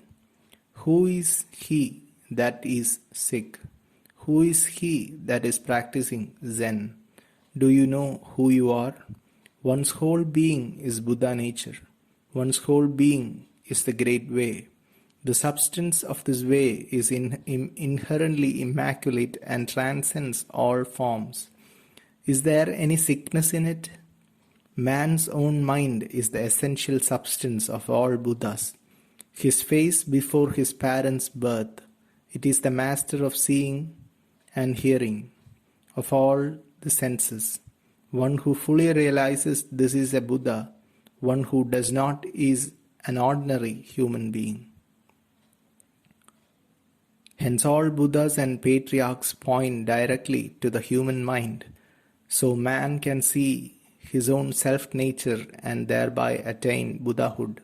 For the best remedy for one perplexed by shadows is to see the real thing. Once a man was invited to his friend's house. As he was about to drink a cup of wine offered him, he believed he saw a baby snake inside his cup. Not wishing to embarrass his host by drawing attention to it, he bravely swallowed it. Upon returning home, he felt severe pains in his stomach. Many remedies were applied, but in vain, and the man, now grievously ill, felt he was about to die. His friend, hearing of his condition, asked him once more to his house. Seating his sick friend in the same place, he again offered him a cup of wine, telling him it was medicine. As the ailing man raised his cup to drink, once again he saw a baby snake in it. This time he drew his host's attention to it. Without a word, the host pointed to the ceiling above his guest, where a bow hung. Suddenly, the sick man realized that the baby snake was the reflection of the hanging bow. Both men looked at each other and laughed. The pain of the sick man vanished instantly, and he recovered his health. Becoming a Buddha is analogous to this. The patriarch Yoka said, "When you realize the true nature of the universe, you know that there is neither subjective nor objective reality. At that very moment, karmic formations which would carry you to the lowest hell are wiped out. This true nature is the root substance of every sentient being. Man, however, can't bring himself to believe that his own mind is itself the great completeness realized by the Buddha. So he clings to superficial forms and looks for truth outside this mind, striving to become a Buddha through ascetic practices. But as the illusion of an ego self does not vanish, man must undergo intense suffering in the three worlds. He is like the one who became sick believing he had swallowed a baby snake. Various remedies were of no avail, but he recovered instantly upon realizing the basic truth. So just look into your own mind. No one can help you with nostrums. In a sutra, the Buddha said, if you would get rid of your foe, you have only to realize that the foe is delusion. All phenomena in the world are illusory. They have no abiding substance. Sentient beings, no less than Buddhas, are like images reflected in water. One who does not see the true nature of things mistakes shadow for substance. That is to say, in Zazen, the state of emptiness and quiet which results from the diminution of thought is often confused with one's face before one's parents were born. But this serenity is also a reflection upon the water. You must advance beyond the stage where your reason is of any avail. In this extremity of not knowing what to think or do, ask yourself who is the master. He will become your intimate only after you have broken a walking stick made from a rabbit's corn, or crushed a chunk of ice in fire. Tell me now, who is this most intimate of yours? Today is the 8th of the month. Tomorrow is the 13th. 2. To the Abbess of Shinryu-ji. In order to become a Buddha, you must discover who it is that wants to become a Buddha. To know the subject, you must right here and now probe deeply into yourself, inquiring what is it that thinks in terms of good and bad, that sees, that hears. If you question yourself profoundly in this wise, you will surely enlighten yourself. If you enlighten yourself, you are instantly a Buddha. The mind which the Buddhas realized in their enlightenment is the mind of all sentient beings. The substance of this mind is pure, harmonizing with its surroundings. In a woman's body it has no female form. In a man's body it has no appearance of male. It is not mean even in the body of the lowly, nor is it imposing in the body of the noble. Like boundless space, it hasn't a particle of color. The physical world can be destroyed, but formless, colorless space is indestructible. This mind, like space, is all-embracing. It does not come into existence with the creation of our body, nor does it perish with its disintegration. Though invisible, it suffuses our body, and every single act of seeing, hearing, smelling, speaking, or moving the hands and legs is simply the activity of this mind. Whoever searches for Buddha and truth outside this mind is deluded. Whoever directly perceives that his intrinsic nature is precisely that of a Buddha is himself a Buddha. A Buddha has never existed who has not realized this mind, and every last being within the 6 realms of existence is perfectly endowed with it. The statement from a sutra, "In Buddha there is no discrimination," confirms this. Everyone who has realized this mind attaining to Buddhahood wants to make it known to mankind. But men clinging stupidly to superficial forms find it hard to believe in this purposeless Dharmakaya, this pure, true Buddha. To give it a name, Buddhas resort to such metaphors as treasure gem of free will, great path, Amidabha Buddha, Buddha of supreme knowledge, Jiso, canon, Fugen, one's face before one's parents were born. The Bodhisattva Jiso is the guide through the 6 realms of existence, he being the symbol of the power which controls the 6 senses. Every epithet of a Buddha or a Bodhisattva is simply a different designation for the one mind. If one believes in his own Buddha mind, it is the same as believing in all Buddhas. Thus, in a sutra we read, "The 3 worlds are but one mind. Outside this mind, nothing exists. Mind, Buddha, and sentient beings are one. They are not to be differentiated." Since the sutras deal only with this mind, to realize it is to accomplish at one stroke the reading and understanding of all the sutras. One sutra says, "The teachings of the sutras are like a finger pointing to the moon." Now these teachings are the sermons that have been preached by all the Buddhas. Pointing to the moon is pointing to the one mind of sentient beings. Just as it is said that the moon shines upon both sides of the earth, in the same way the one mind illumines the inner and outer world. When it is said then that great merit can be derived from reciting the sutras, this means what has just been said and nothing more. Again, it is said that through services for the Buddha, one can attain Buddhahood, but to attain Buddhahood simply means to realize this mind. Thus, the merit of realizing this one mind in a single-minded instant is infinitely greater than that of reciting the sutras for 10,000 days. Just as perceiving one's own mind in a moment of single-mindedness is incomparably greater than hearing for 10,000 years why this is so. But just as one must progress from shallow to deep by degrees, so is it a blessing for beginners, either deluded or obtuse, to recite sutras enthusiastically or to invoke the names of Buddhas.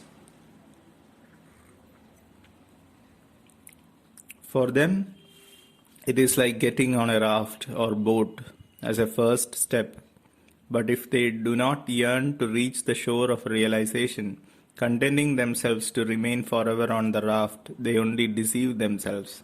Shakyamuni Buddha underwent many austerities, yet failed to attain Buddhahood.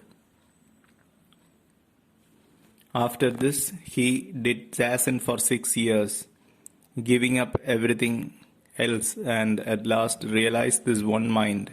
Following his perfect enlightenment, he gave sermons about the mind he had realized for the sake of all mankind. These sermons are called sutras and are the words flowing from the realized mind of the Buddha. This mind is latent in everyone. It is the master of the six senses. The effects and causes of all transgressions vanish in a flash, like ice put into boiling water. When one awakens to this mind, only after gaining such direct insight can you affirm that your own mind is itself Buddha. The mind essence is intrinsically bright and unblemished. In it there is no distinction of Buddha and sentient beings, but its clarity is hidden by delusive thoughts, just as the light of the sun or the moon is obscured by clouds. Yet such thoughts can be dispelled by the power of practicing zazen. In the same way that clouds can be dissipated by a blast of wind, once they vanish, the Buddha nature reveals itself, just as the moon makes its appearance when clouds disappear. This light has ever been present, it is not newly obtained outside oneself. If you would free yourself from being driven within the 6 realms of existence or from the sufferings of birth and death, you must dispel your delusive feelings and perceptions. To dispel them, you must realize this mind. To realize this mind, you must do zazen. How you practice is of the utmost importance. You must penetrate your koans to the very core. The foundation of every koan is one's own mind. The deep yearning for the realization of mind we call desire for truth or thirst for realization. He is wise who deeply fears falling into hell. Only because the terrors of hell are so little known to them do men have no desire for the teachings of the Buddha. There was a bodhisattva who attained enlightenment by concentrating intently on every sound he heard. So Shakyamuni Buddha called him Canon. If you would know the substance of the mind, Buddha, the very instant you hear a sound, search for this one who hears. Thus you will unfailingly come to the realization that your own mind is no different from Canon's. This mind is neither being nor non-being. It transcends all forms and yet is inseparable from them. Do not try to prevent thoughts from arising and do not cling to any that have arisen. Let thoughts appear and disappear as they will. Don't struggle with them. You need only unremittingly and with all your heart ask yourself, what is my own mind? I keep urging this because I want to bring you to self-realization. When you persistently try to understand with the intellect what is beyond the domain of intellect, you are bound to reach a dead end, completely baffled. But push on, sitting or standing, working or sleeping, probe tirelessly to your deepest self with the question, what is my own mind? Fear nothing but the failure to experience your true nature. This is Zen practice. When this intense questioning envelops every inch of you and penetrates to the very bottom of all bottoms, the question will suddenly burst and the substance of the Buddha mind be revealed, just as a mirror concealed in a box can reflect its surroundings only after The box is broken apart. The radiance of this mind will light up every corner of a universe free of even a single blemish. You will be liberated at last from all entanglements within the six realms, all effects of evil actions having vanished. The joy of this moment cannot be put into words. Consider a person suffering intensely in a dream where, having fallen into hell, he is being tortured. Once he awakens, his suffering ceases, for he is now liberated from this delusion. In the same way, through self-realization, one frees himself from the sufferings of birth and death. For enlightenment, not nobility of birth or wide learning, but only strong determination is essential. Buddhas bear the same relation to sentient beings as water does to ice. Ice, like stone or brick, cannot flow, but when it melts, it flows freely in conformity with its surroundings. So long as one remains in a state of delusion, he is like ice. Upon realization, he becomes as exquisitely free as water. And remember, there is no ice which does not return to water. So you will understand there is no difference between ordinary beings and Buddhas except for one thing, delusion. When it is dissolved, they are identical. Don't allow yourself to become discouraged. If your desire for truth is wanting, you may be unable to attain enlightenment in this life. But if you carry on your Zen